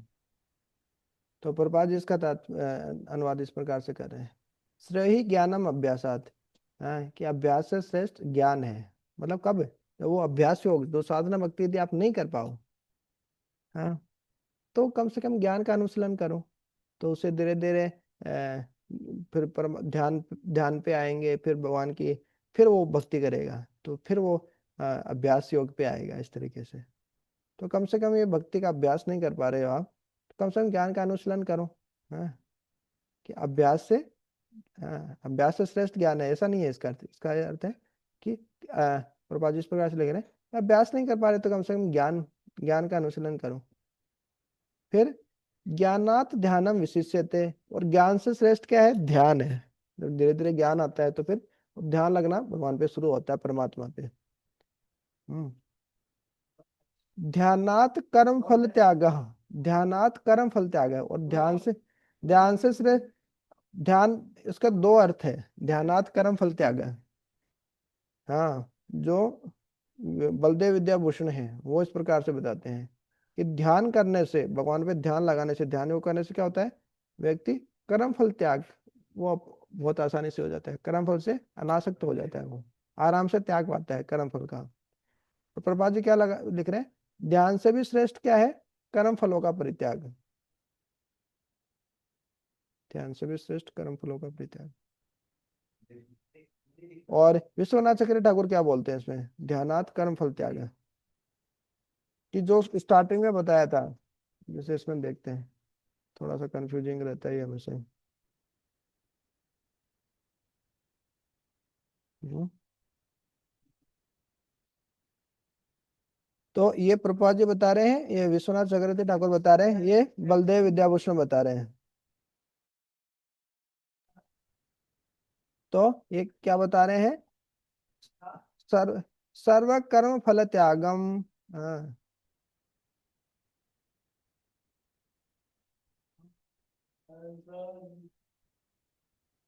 हम्म। ध्यानात कर्म फल त्याग, तो प्रभुपाद जी बता रहे हैं, यदि कोई, हाँ, हाँ, इसमें वो जो लिखा है वो नहीं है वास्तव में इसका अर्थ, कि ध्यान से श्रेष्ठ कर्म फलों का परित्याग है। ध्यान से श्रेष्ठ कर्म फलों का परित्याग कैसे हो सकता है, कर्म फलों का परित्याग मतलब निष्काम कर्म योग, और ध्यान मतलब ध्यान योग है। तो ध्यान योग श्रेष्ठ है ना, निष्काम कर्म योग कैसे श्रेष्ठ हो सकता है। वो ऐसा है कि यदि हम कर्म फलों का परित्याग नहीं कर पा रहे हैं, हाँ, कि आप मतलब ध्यान नहीं कर पा रहे हैं, तो कम से कम उससे श्रेष्ठ है कर्म फलों का परित्याग कर लो आप। यहाँ पे ऐसे लिखना चाहिए इसको, कि आप यदि ध्यान योग नहीं कर पा रहे हैं तो उससे श्रेष्ठ है कर्म फलों का परित्याग कर लो, क्योंकि पहले भी ऐसे बताया ना, यदि अभी अभ्यास नहीं कर पा रहे हैं तो ज्ञान योग कर लो, ज्ञान का अनुशीलन कर लो। भक्ति योग नहीं कर पा रहे तो ज्ञान योग कर लो। और लेकिन ज्ञान से भी श्रेष्ठ क्या है, ध्यान योग है। लेकिन ध्यान योग यदि अभी आप नहीं कर पा रहे हो तो कम से कम कर्म फलों का परित्याग तो करो। अब सीधा ही आप ध्यान योग करने के लिए आपको जंगल जाना है ना, सब कुछ छोड़ छाड़ के वहां पे आसन लगाना है, एकांत में रहना है। हम्म। तो वो नहीं कर पाओगे आप, बड़ा मुश्किल है। तो कम से पहले निष्काम कर्म योग करो, अपने हृदय को शुद्धिकरण करो, निष्काम कर्म, अपना कर्तव्य का पालन करने से भी हृदय का दुष्शुद्धिकरण होता है। उसके बाद हृदय शुद्ध हो जाए तो आप जंगल जाके वो करो, है। तो यदि ध्यान का अनुसरण नहीं कर पाएंगे तो कम से कम फिर कर्म फलों का परित्याग करो, कम से कम निष्काम कर्म योग करो। क्योंकि ऐसा करने से क्या होगा, कर्म फलों का त्याग करने से क्या होगा, शांतिम अनंतरम, अंतरम है। उसके बाद क्या होगा, अनंतरम शांति है, मनुष्य को मन शांति प्राप्त हो जाती है। व्यक्ति डिस्टर्ब कब होता है, जीवन में परेशान कब होता है, कर्म फल से आसक्त हो जाता है, मेरे को ये चीज चाहिए ही चाहिए, वो चीज नहीं मिलती तो बहुत परेशान हो जाता है जीवन में। वो चीज मिल जाती है तो फिर उसको और आसक्ति बढ़ जाती है, ये चाहिए वो चाहिए। और जब नहीं मिलती है तो फिर उसको क्रोध आता है, गुस्सा आता है। तो मन शांति नहीं मिलती है। तो कर्म फलों का त्याग करने से क्या होता है, जो भगवान तीसरे चौथे और पांचवें अध्याय में जो अपन ने देखा, निष्काम कर्म योग, ये कर्म योग में बार बार बता रहे थे, उसे क्या मनुष्य को मन शांति मिलती है। हम्म। तो इस प्रकार से भगवान ये अलग अलग चीजें बताए। तो प्रभुपाद जी इस प्रकार से बता रहे हैं, इसका मतलब ये है कि ध्यान योग यदि आप नहीं कर पा रहे तो कम से कम कर्म फलों का त्याग करो। और जो विश्वनाथ चक्रवर्ती ठाकुर है वो बता रहे हैं कि आप ध्यान योग, हाँ, ध्यान योग करने से क्या होता है, कर्म फल का अपने आप त्याग हो जाता है, कर्म फल से व्यक्ति अपने आप अनासक्त हो जाता है। भगवान के जब ध्यान कर रहा है, भगवान के प्रति आकर्षण हो गया है, तो उसको कोई भी कार्य करने का उसके फल, अपनी इंद्र तृप्ति के लिए वो कार्य नहीं करेगा, तो वो कर्म फल से अपने आप अनासक्त हो जाएगा। Distaste for the fruits of action, इस प्रकार से बता रहे हैं। और जो बलदेव विद्याभूषण है वो बता रहे हैं कि मान लीजिए आपको ध्यान योग में असफल हो गए, तो ठीक है, उससे अच्छा है कि आप कर्म फलों का त्याग कर दें, इस प्रकार से। तो इसमें बहुत अच्छे से नोट्स बनाया हुआ है, ये 8वां, 9वां, 10वां और 11वां, ये 4 श्लोक, 11 और 12, 8, 9, 10, 11, 12, ये 5 श्लोक समझने में काफी समस्या जाती है, लेकिन बहुत आसानी से अपन ने समझ लिया इसको। ये प्रपात जी क्या बता रहे हैं, विश्वनाथ चक्रवर्ती ठाकुर क्या बता रहे हैं, बलदेव विद्याभूषण क्या बता रहे हैं, इस तरीके से। तो स्मरणात्मिका भक्ति, है ना, और मननात्मिका भक्ति, इस प्रकार से ये सब आपने देख लिया। तो इसमें तो कोई डाउट नहीं था। और ये वाला जो श्लोक था इसमें हमको समझ में आ गया कि भाई आप भक्ति योग नहीं कर सकते तो कम से कम ज्ञान योग कर लो, ज्ञान योग नीचे आता है भक्ति योग के। और ज्ञान योग, हालांकि ज्ञान योग से श्रेष्ठ ध्यान योग है, लेकिन यदि ध्यान योग भी नहीं कर पा रहे हो तो कम से कम निष्काम कर्म योग कर लो, क्योंकि कर्म फलों से अनासक्त रहेंगे तो मनुष्य को मन शांति प्राप्त होती है, इस प्रकार से। हम्म। तो अभी हम देखते हैं भगवान को कौन व्यक्ति प्रिय है। भगवान बता रहे हैं, जैसे हमको कोई व्यक्ति प्रिय होता है, हर व्यक्ति को अलग अलग लोग पसंद होते हैं। कई व्यक्ति को लगता है मेरे को, हाँ, हाँ, कि, हाँ, आई लाइक हिम, कि वो व्यक्ति मेरे को बहुत अच्छा लगता है, क्यों, क्यों उसके अंदर ये गुण है, ऐसा। और कोई व्यक्ति से हमको बड़ी दुश्मनी होती है, फुटी आंख नहीं सुहाता वो, देखते ही मतलब हम, ऐसा होता है कि एक अंदर से कंपन होने लगता है, हम लोग क्यों आ गया है मेरे सामने, आंखों के सामने दिखना ही नहीं चाहिए व्यक्ति तो, है। वैसे ही भगवान को भी लगता है, भगवान भी हमारी तरह व्यक्ति है, तो भगवान को भी ऐसे लगता है। तो भगवान भी बता रहे हैं इसमें कि कौन व्यक्ति मेरे को प्रिय है और कौन व्यक्ति मेरे को प्रिय नहीं है, कौन कौन से गुण किसी व्यक्ति में होते हैं तो मेरे को वो बड़ा अच्छा लगता है, हाँ ये अच्छा व्यक्ति है, आई लाइक हिम। तो ये गुण बता रहे हैं भगवान कि क्या क्या गुण होंगे तो व्यक्ति उसको प्रिय है। तो पढ़ेंगे। एतवेष्टा सर्व एतवेष्टा सर्वभूतानां मित्रः करुणा एव च निर्मम निरहंकार सम दुख सुख समी संतुष्ट सततम योगी यत आत्मा दृढ़ निश्चय मयि अर्पित मन बुद्धि यह मत भक्त स में प्रिय है। जो किसी से द्वेष नहीं करता लेकिन सभी जीवों का दयालु मित्र है, जो अपने को स्वामी नहीं मानता और मिथ्या अहंकार से मुक्त है, जो सुख दुख में समभाव रहता है, सहिष्णु है, सदैव आत्मतुष्ट रहता है, आत्म संयमी है तथा जो निश्चय के साथ मुझ में मन तथा बुद्धि को स्थिर करके भक्ति में लगा रहता है, ऐसा भक्त मुझे अत्यंत प्रिय है। हरे कृष्ण।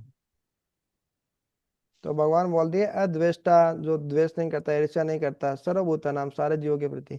अब वो देखता है कि सारे जीव ही तो भगवान के ही अंश है, मैं भी भगवान का अंश हूँ, वो भी भगवान के अंश, तो भाई भाई हो गए ना, तो क्यों ऐसा करेगा, ठीक है नहीं।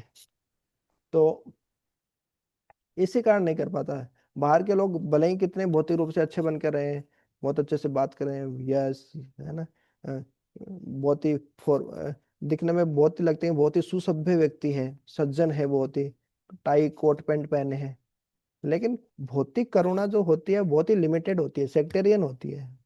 मतलब वो ज्यादा कुछ सोच नहीं पाते, मतलब उनका एक होता है कि भैया चलो हम हमारे परिवार के लिए सोचेंगे, समाज के लिए सोचेंगे, देश के लिए सोचेंगे, हर व्यक्ति के लिए, जो आत्मा के लिए वो उनका भला करना चाहिए, उनके कल्याण के लिए कार्य करे, निस्वार्थ रूप से सेवा करे, संभव नहीं है उसके लिए जब तक वो भगवान का भक्त नहीं हो। तो भगवान बोल रहे हैं कि जो सब जीवों के प्रति द्वेष नहीं रखता, मित्रता रखता है, करुणा करता है, हाँ दयालु है, कि मतलब ये मच्छर को भी नहीं मारेगा, मच्छर के प्रति भी दया रखेगा, क्योंकि भैया मच्छर के अंदर भी तो आत्मा, निर्ममा, हाँ मेरा है ये भाव नहीं होगा। ज्यादातर हम देखते हैं कि मतलब कहीं पे भी जाओ, कुछ भी जाओ, मतलब ये मेरा है, ये ऐसे करके भाव रहता है। इसका मतलब ये भी नहीं कि हम सारे जो हमारा पैसा है, संपत्ति लो लुटा दो, मेरा नहीं है, लो ले जाओ ले जाओ, है। मेरा है मतलब कि हम ये मान के कि भगवान ने मेरे को भगवान की सेवा के लिए ये सब कुछ मिला है, भगवान की सेवा में ये सब संपत्ति मेरे को यूज लगाना है, और जिम्मेदारी लेनी है उस चीज की, कोई दुरुपयोग नहीं करे उस चीज का, है। लेकिन इतना आसक्त भी नहीं हो जाना है, मतलब भगवान की सेवा में कोई लगा रहा है तो उन व्यक्ति को बड़ा दुख हो रहा है कि नहीं नहीं क्यों लगा दिया इसको, सेवा में क्यों लगा दिया, है ना। तो होता है ऐसा, है? तो इसको बोलते हैं शास्त्रों में, बहुत जगह बोला है इसमें, जैसे बोलते हैं अयम निज परो वेति इति गणना लघु चेतसाम उदार चरिता नाम तो वसुदेव कुटुंबकम। कि अयम निज परो वेति, अयम निज, अरे मेरा है, परो वेति ये दूसरे का है, इतनी गणना लघु चेतसाम, तो बहुत छोटी चेतना वाले होते हैं, संकीर्ण विचारधारा के होते हैं, वो छोटी छोटी बातों में से करते रहते हैं, तेरा मेरा, 1 रुपए के लिए भी वो जान ले लेंगे व्यक्ति का, है। लेकिन उदार चरिता नाम, जो भगवान के भक्त होते हैं, जिनकी चेतना उदार होती है, कृष्ण भावना भावित होते हैं, उनके लिए तो वसुधा एव कुटुंबकम, पूरी पृथ्वी ही उनका परिवार है, हाँ।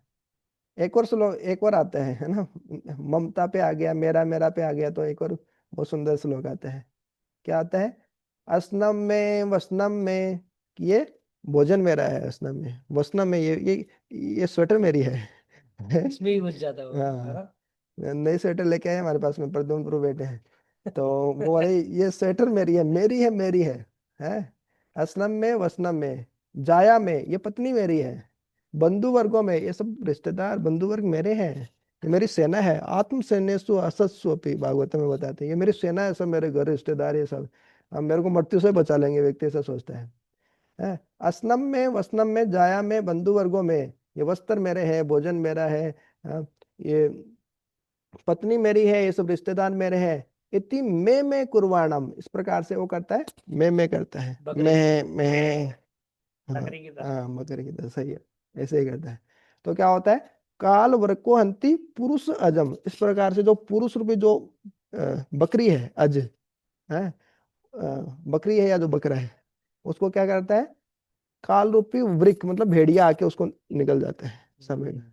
हाँ, तो प्रभुपाद जी भागवत में कितनी बार बताते हैं हम, भौतिक बातों में पूरा हमारा जीवन निकल जाता है। जैसे मेंढक है, तो जैसे बारिश का मौसम होता है तो स्टार्ट हो जाता है कैसे, ट्र ट्र टर कर। टर करके है।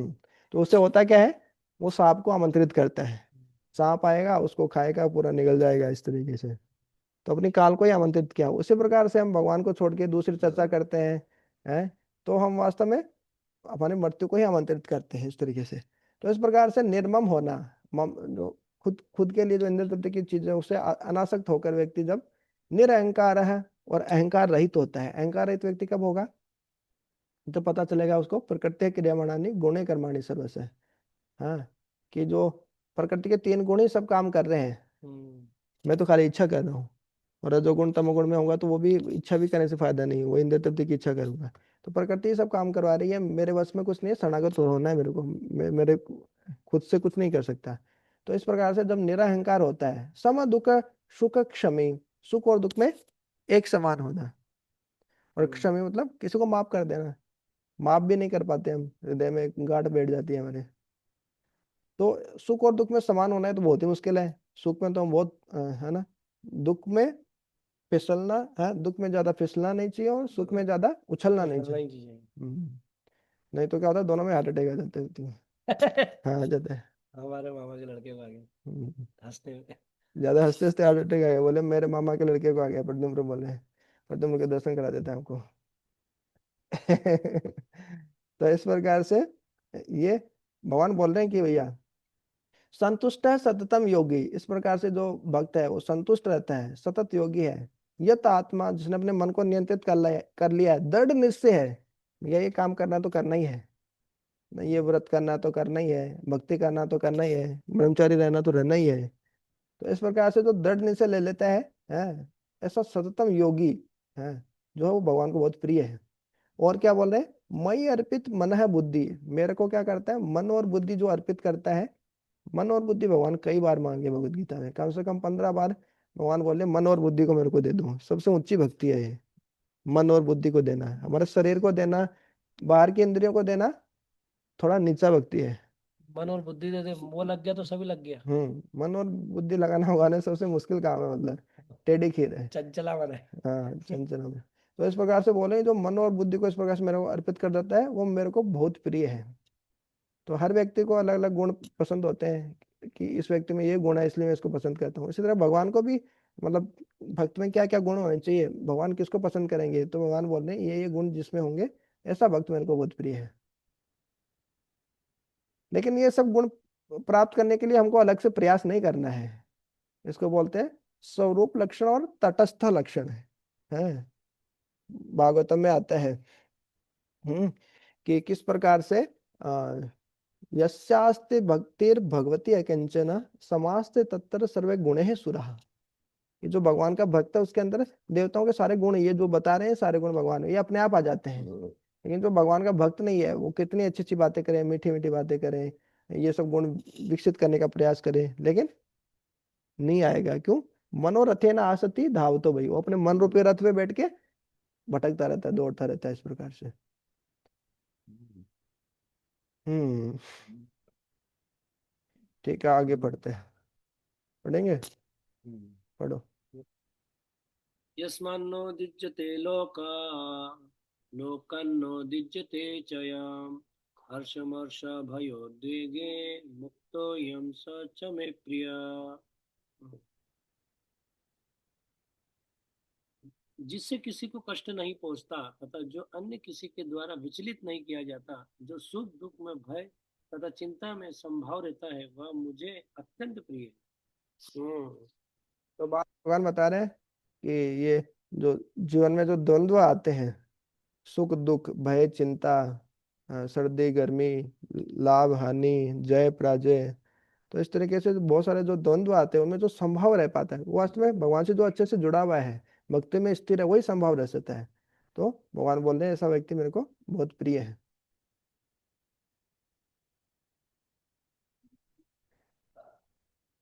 हम्म,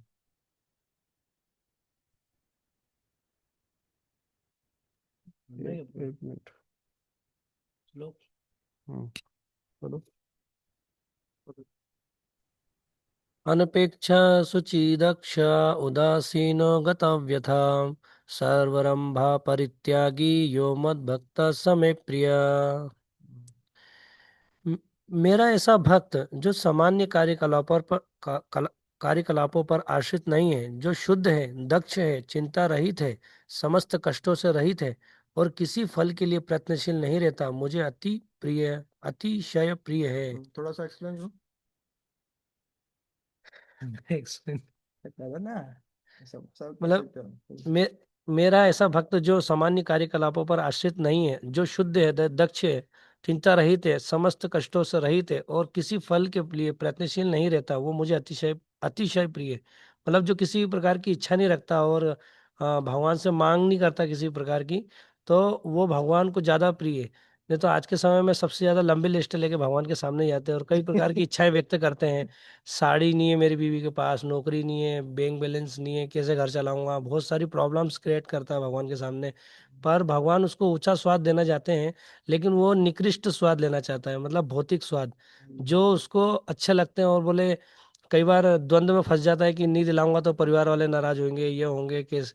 तो ऐसे द्वंद्व जो है कि चलते रहते हैं, शिला प्रभुपाद बताते हैं। तो इन द्वंद्व से जो बचता है, जो निकलने का प्रयास करता है, तो भगवान उसकी मदद करते हैं और वो भगवान को बहुत प्रिय है।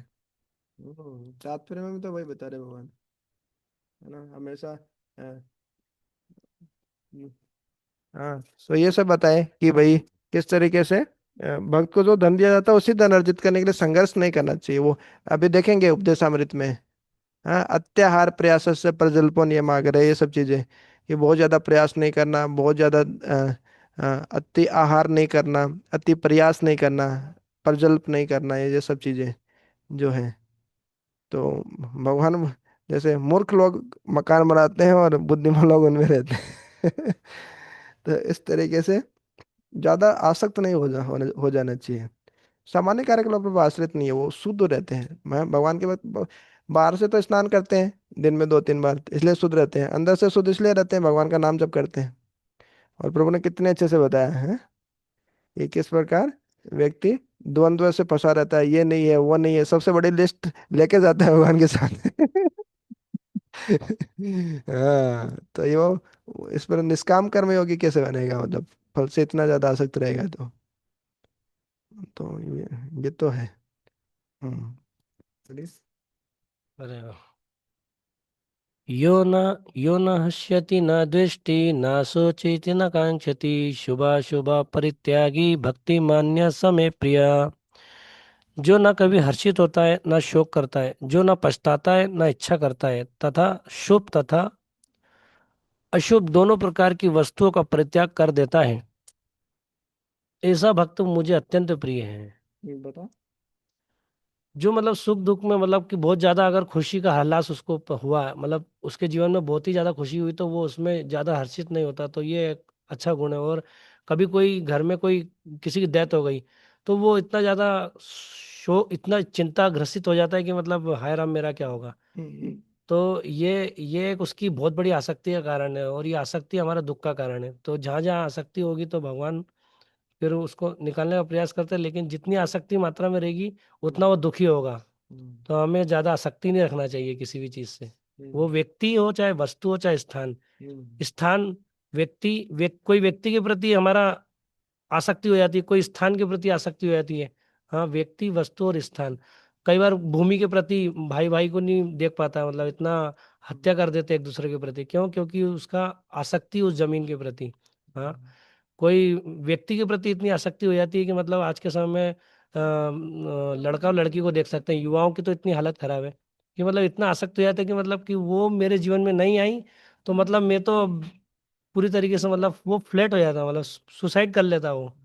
इस तरह मतलब आसक्ति कितना खतरनाक उसका जीवन के क्या बोल सकते हैं, डेंजर है।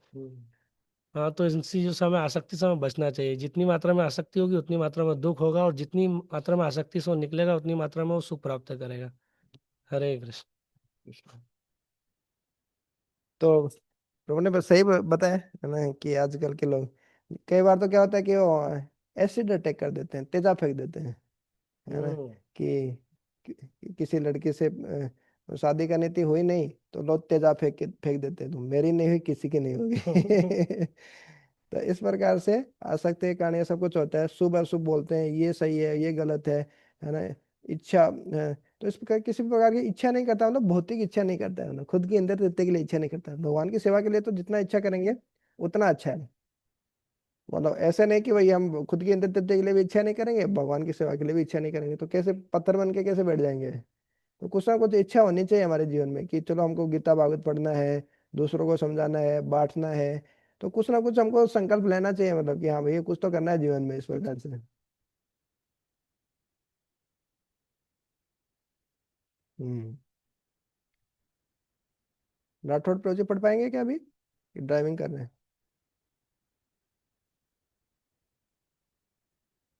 क्या आनंद है गीता में, पढ़ते ही चले ठीक जाओगे। है, आप ही पढ़ो फिर। बहुत अच्छा पढ़ो, अच्छा explain करो, पढ़ो। अरे मैं इतना नहीं कर रहा, तो अच्छा हूँ। समशास्त्रो च मित्रे च तथा मानपमानयो शीतोष्णसुखदुःखेषु खेषु समसंग विवर्जिता तुल्य निंदा स्तुतिमोनि संतुष्टो येन केनचित् अनिकेत स्थिरम स्थिरम मति भक्ति मन मन मन भक्ति में प्रिय मान। प्रियो नर। जो मित्रों तथा शत्रुओं के लिए समान है, जो मान तथा अपमान, शीत तथा गर्मी, सुख तथा दुख, यश तथा अपयश में संभाव रखता है, जो दूषित संगति से सदैव मुक्त रहता है, जो सदैव मौन और किसी भी वस्तु से संतुष्ट रहता है, जो किसी प्रकार के घर बार की परवाह नहीं करता, जो ज्ञान में दृढ़ है और जो भक्ति में संलग्न है, ऐसा पुरुष मुझे अत्यंत प्रिय है। बताओ, वही तो चीज बार बार बता रहे हैं। बार बार वही बात है, जो मित्रों तथा शत्रुओं के लिए समान है। मतलब जो तो समान कैसे रह सकता है, जैसे मतलब मित्र और जैसे शत्रु के साथ? कोई मित्र तथा शत्रु, मित्र के लिए तो वो मित्र है, लेकिन जो शत्रु है उसके लिए भी समान है। क्यों? अगर वो सोल लेवल पे है तो फिर वो उसका उसका वध करने का नहीं सोचेगा, क्योंकि उसको मालूम है कि आई एम नॉट बॉडी या यू आर नॉट बॉडी। वो उसको मारने में एक बार सोचेगा कि अगर मैं मारूंगा तो उसको नहीं मारूंगा, उसके शरीर को मारूंगा। तो उस अवस्था में वो थोड़ा सा अपने आप को कंट्रोल कर सकता है। जो जो मान तथा अपमान की कामना नहीं करता कि मुझे सम्मान चाहिए। हाँ, जैसे हम सम्मान लेना तो जानते हैं लेकिन सम्मान देना नहीं चाहते। हर कोई व्यक्ति सम्मान चाहता है इस जगत में, भौतिक कोई भी हो, भले वो आध्यात्मिक जगत हो चाहे भौतिक जगत हो, सब सम्मान चाहते हैं। लेकिन महाराज बताते हैं कि मतलब सम्मान देने में तो हमारा 1 रुपया भी नहीं लगता है, लेकिन फिर भी हम इतने कंजूस है, कृपण है कि हम किसी को सम्मान देना ही नहीं चाहते। हम सम्मान ज्यादा से ज्यादा लेना चाहते हैं। शीत तथा गर्मी, सुख तथा दुख, मतलब ठंडी और गर्मी, और इसमें इसको जो सहता है तो वही वास्तव में भजन कर पाता है। नहीं तो कई बार क्या होता है कि ठंडी आ गई तो उसके कारण क्या है कि व्यक्ति भजन नहीं कर पाता है, मंगल आरती का 4 बजे उठ नहीं पाता है। अदरवाइज जितने पिक्चर्स है वो कई बार बोलते हैं कि मंगल आरती करना चाहिए, मॉर्निंग प्रोग्राम करना चाहिए, लेकिन वो नहीं कर पाते। तो वो जरा सी में सर्दी और गर्मी में वो विचलित हो जाते हैं। अरे प्रभु कहाँ उठेंगे मंगल आरती, अभी तो हम, तो इस तरह डिंगा मारते रहते हैं। बहुत सर्दी है, बहुत गर्मी है। हाँ, और बहुत गर्मी में गर्मी है, गर्मी, रात में नींद नहीं आती है, नींद बहुत नहीं लेट आती सोते है। हैं लेट सोते हैं, और इस आज के वजह समय में तो ट्रेड हो गया, मतलब 12 1 2 बजे तक तो नींद ही नहीं आती। बहुत सही। सुख दुख, यश यश तथा अपयश, हर व्यक्ति यश और वैभव चाहता है, और अपने अपने यश और वैभव का मतलब दिखावा भी करना चाहता है। कई बार ऐसा देखने में आता है। हाँ, कि मैंने ये बनवाया है, मैंने ये करवाया है, ये इस कॉलोनी को मैंने पूरा ट्रेड किया है, इस मैंने ये पूरा भंडारा करवाया है, और मैंने मेरे माता पिता का इतना बड़ा नुक्ता का दान करवाया है। अरे भैया, दाल में घी डाल के नहीं दिया तुमने माँ को, और इतना बड़ा पीपे के पीपे डब्बे डाल के घी में दे रहे हो, क्या मतलब, है ना। तो इस तरह व्यक्ति क्या है ना, अपना अपना व्यवहार सबको दिखाना चाहता है, लेकिन अंदर वो तो परमात्मा और वो खुद और उसकी माँ वही जानते हैं कि वो क्या है। जो दूषित संगति से सदैव मुक्त रहता है, मतलब जितनी भी दूषित, क्या बोलेंगे, चार पाप कर्म। चार पाप कर्म, हाँ, उससे अगर वो दूर रहता तो वो मुक्त पुरुष है। मतलब प्रभुपाद जी बोलते हैं, हाँ, जो सदैव मौन और किसी भी वस्तु से संतुष्ट रहता है, जो मौन, कुछ मिल जाता है उसी से संतुष्ट रहता है। किचन में आपको अच्छा प्रसाद हाँ हाँ, मतलब हाँ, ये संतुष्ट है। मतलब ये तो ब्रह्मचारी जो मतलब जो मिल जाए वो उसमें संतुष्ट रहता, तो वो एक अच्छा गुण है उसका। नहीं तो आज के समय में मेरे को ये नहीं मिला, मेरे को वो नहीं मिला, मेरे को प्रभु जी मेरे को यात्रा के लिए मुझे आपने वो नहीं दिया, तो इस तरह हम लोग विचलित होते रहते हैं। जो किसी प्रकार के घर बार की परवाह नहीं करता, जो मतलब हमें हमेशा घर परिवार की चिंता बनी रहती है कि घर में भाई की नौकरी नहीं लगी, घर में पिताजी के साथ ऐसा नहीं हो क्या होगा, माँ को ऐसा, बहन को ऐसा, हर एक प्रकार की मतलब चिंताएं जो है कि घर परिवार की जो है कि हमेशा द्वंद्व बना रहता है।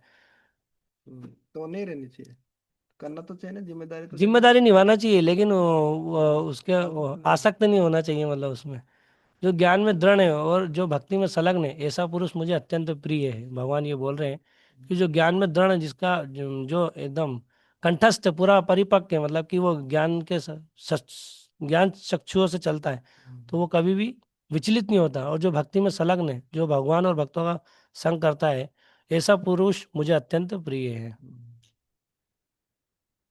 तो हमारे प्रद्युम्न प्रो तो बहुत अच्छी क्लास दे रहे हैं, एकदम सरल भाषा में, एकदम समझ में भी आ रही है। अरे कहाँ दे इन्हीं को देना पड़ेगा क्लास में लग रहा है। ये लास्ट का श्लोक है, एक और बता दो थोड़ा पढ़ के। तो पढ़ो। ये तो ये तो धर्म ये तो धर्म ये तो धर्मामृतमिदं यथोक्तं पर्युपासते श्रद्धानं मत्परमां भक्तस्ते अतीव में प्रिय। जो इस भक्ति के अमर पथ का अनुसरण करते हैं और जो मुझे ही अपने चरम लक्ष्य बनाकर श्रद्धा सहित पूर्ण रूपेण संलग्न रहते हैं, वे भक्त मुझे अत्यधिक अत्यधिक प्रिय हैं। जो इस भक्ति में अमर पथ का अनुसरण करते हैं और जो मुझे ही अपने चरम लक्ष्य मतलब भगवान के चरण कमलों का आश्रय लेते हैं और दृढ़ गाढ़ी श्रद्धा के साथ भगवान पे एकनिष्ठ रहते हैं, वो भक्त भगवान को बहुत प्रिय है। आज के समय में देख सकते हैं कि श्रद्धा कई प्रकार के, किसी गण गुरु, कई प्रकार के गुरु हैं, कई लोगों की श्रद्धा कई कई लोगों के ऊपर जाती है। हाँ, तो इस तरह जो है कि भगवान के ऊपर उसकी श्रद्धा नहीं आती, लेकिन जब जिसकी भगवान के प्रति श्रद्धा आ जाती है पूर्ण रूप से, तो फिर वो वो श्रद्धा वो सब जितनी भी भौतिक जगत की जो श्रद्धा है, वो उतनी महत्वपूर्ण उसके लिए नहीं रहती, क्योंकि उसको ऊंचा ऊंचा स्वाद मिल गया। जब हायर टेस्ट मिल जाता तो वो लोअर टेस्ट की तरफ ध्यान नहीं देता। तो जब जिसकी गाढ़ी श्रद्धा होती है, तो वो भौतिक जगत को और आध्यात्मिक जगत को, हाँ, देख पाता है, सब मतलब क्या कर अंतर अंतर कर पाता है। अदरवाइज नहीं तो भौतिक जगत की क्रिकेट मैच ही, पाकिस्तान भारत मैच में उलझ जाएगा वो, अरे यही अच्छा है। कई लोगों की इतनी गाढ़ी श्रद्धा रहती है, और आज पाकिस्तान भारत का मैच है, इतनी गाढ़ी श्रद्धा होने के कारण वो इतना आसक्त हो जाता है, कई बार सुसाइड कर लेता है, टीवी फोड़ देते हैं। क्यों?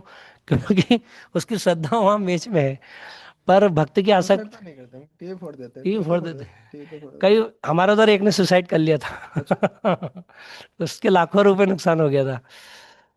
तो ऐसा हमारे एक मित्र ने बताया था कि इस तरह उसने कई इस तरह जो है, तो इस तरह जो श्रद्धा अगर भगवान के प्रति होती है, तो ये सब अंतर कर पाता है और वो उससे ज्यादा विचलित नहीं होता है। इसमें लिखता है भक्ति, भक्ति के अमर पद। अमर पथ। अमर पद कैसे, भक्ति का जो पथ है वो अमर कैसे है? अमर पद क्यों बोला? अमर पथ। सिंपल ना, किस- कि भक्ति में जो भी करते हैं वो सब अमर ही रहता है ना क्या? हाँ, वो तो मतलब जैसे आत्मा भक्ति। अमर अविनाशी, वो मर। और आत्मा के लिए कोई भी कार्य कर रहे तो अमर ही ना वो भी। यस। हम्म।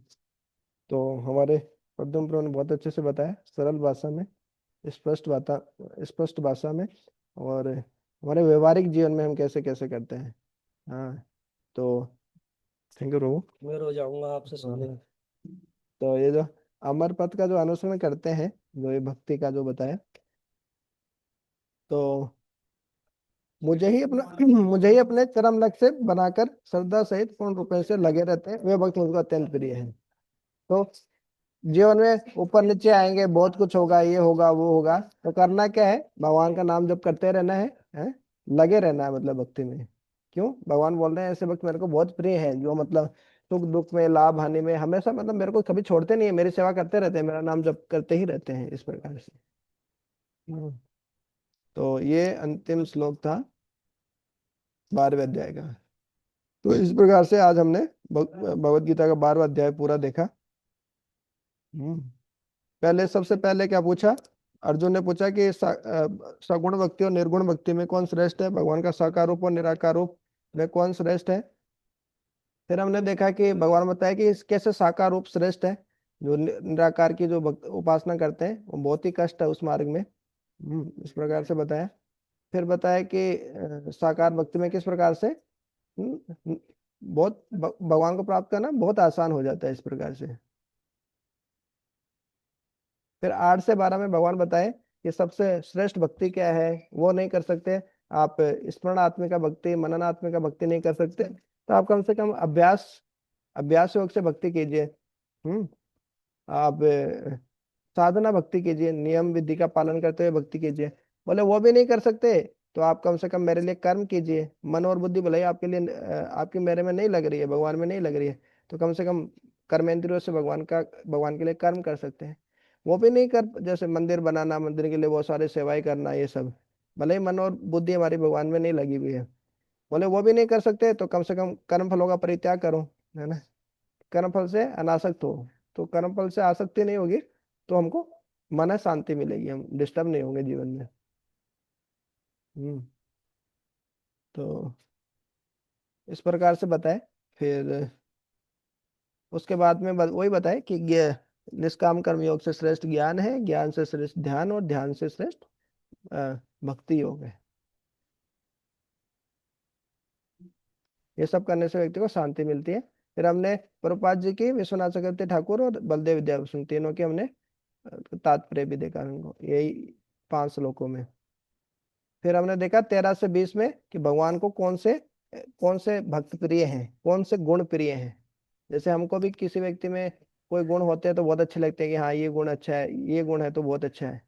उसी तरीके से भगवान को भी क्या कुछ कि ऐसे जो भगवान बता रहे हैं ऐसे ऐसे गुण किसी व्यक्ति में होते हैं तो वो मेरे को बहुत प्रिय है, इस प्रकार से।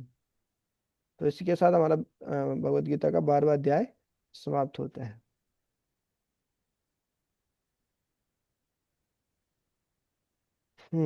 किसी का कोई प्रश्न, कुछ पूछना है, कमेंट करना है, बोलना है?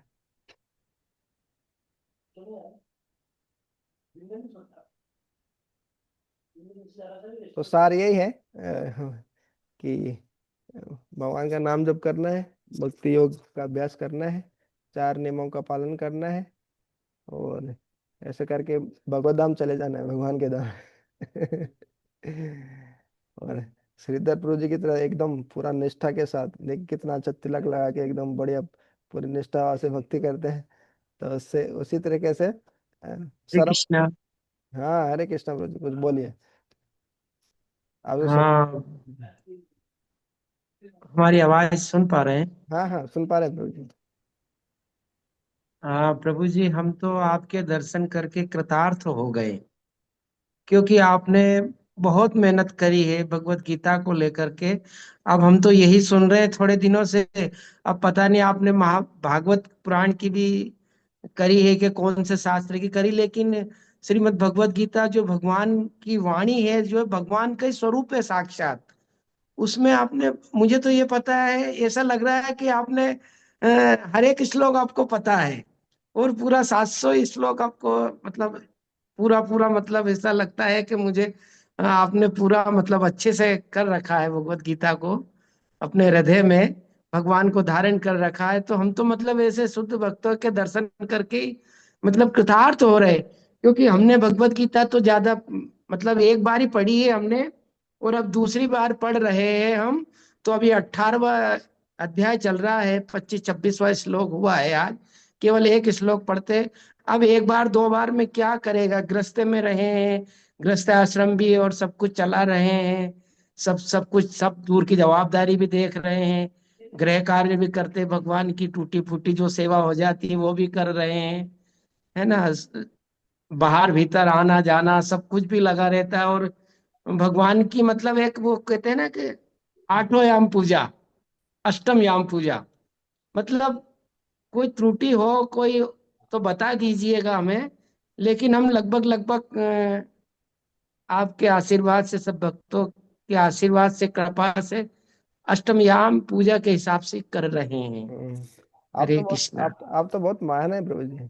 और गृहस्थ आश्रम क्या होता है? ब्रह्मचारी आश्रम से बड़ा होता है ना? जो गृहस्थ आश्रम में है वही ब्रह्मचारियों की देखभाल करते हैं, वही मेंटेन करते हैं उनको।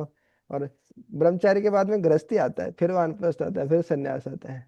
तो आपकी गृहस्थ आश्रम में रह के भक्ति करना मतलब प्रभु जी, मतलब बहुत ही महान कार्य है, मतलब हर बहुत कोई मुश्किल है। और हाँ। हाँ, वो तो ठीक है, ये तो गृहस्थ आश्रम तो बड़ा बताया है, हम्म, लेकिन वो महान व्यक्तियों के लिए है। अब हम जैसे तुच्छ के लिए ये मतलब संभव नहीं है सारी चीजों का पालन करना। हम्म, बहुत मुश्किल है, बहुत सारी बाधाएं आती है, और बहुत सारे मतलब बहुत ध्यान रखना पड़ता है, बहुत सावधानी, नहीं तो कहीं ना कहीं त्रुटि हो ही जाती है, कहीं दोष हो ही जाता है। हम्म। आप तो बहुत सावधानी से करते हैं प्रभु जी। आपको, आपकी बातें सुन के, आपको देख कर ही लग रहा है कि मतलब कितना सीरियसली, गंभीरता पूर्वक आप भक्ति का अभ्यास कर रहे हैं।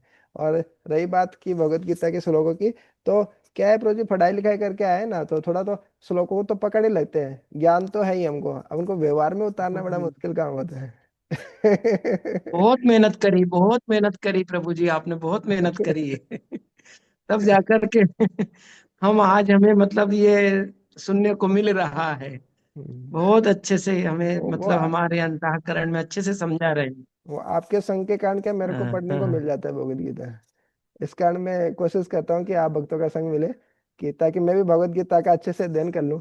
अब आपके साथ भगवत गीता पढ़नी होती है तो फिर मैं थोड़ा सा, मेरे को भी तैयारी करनी पड़ती है। तो पढ़ के आता हूँ तो मेरी तैयारी हो जाती है इस प्रकार से। ठीक है प्रभु जी, तो आप आशीर्वाद दीजिए हमें तो भगवत, जी। हाँ ठीक है, क्लास का टाइम हो रही है, 11 बज, घंटी बज रही 9 बजे की। हाँ, वो क्या दूसरी क्लास में जाते हैं ना भक्त लोग। 9 बजे की घंटी बज गई। हाँ, तो आशीर्वाद दीजिए, हाँ, तो हम ऐसे पहले ही ही भक्ति उपस्थित हो करें। जाते हम। हाँ, हरे कृष्ण। बहुत प्रेरणा मिलती है आपको दंडवत देख के। प्रणाम। हरे कृष्ण। वांछा कल्पतरुभ्यश्च कृपा सिंधुभ्यश्च पतितानां कृपा सिंधु भय विचार, वैष्णवेभ्यो पावनेभ्यो वैष्णवेभ्यो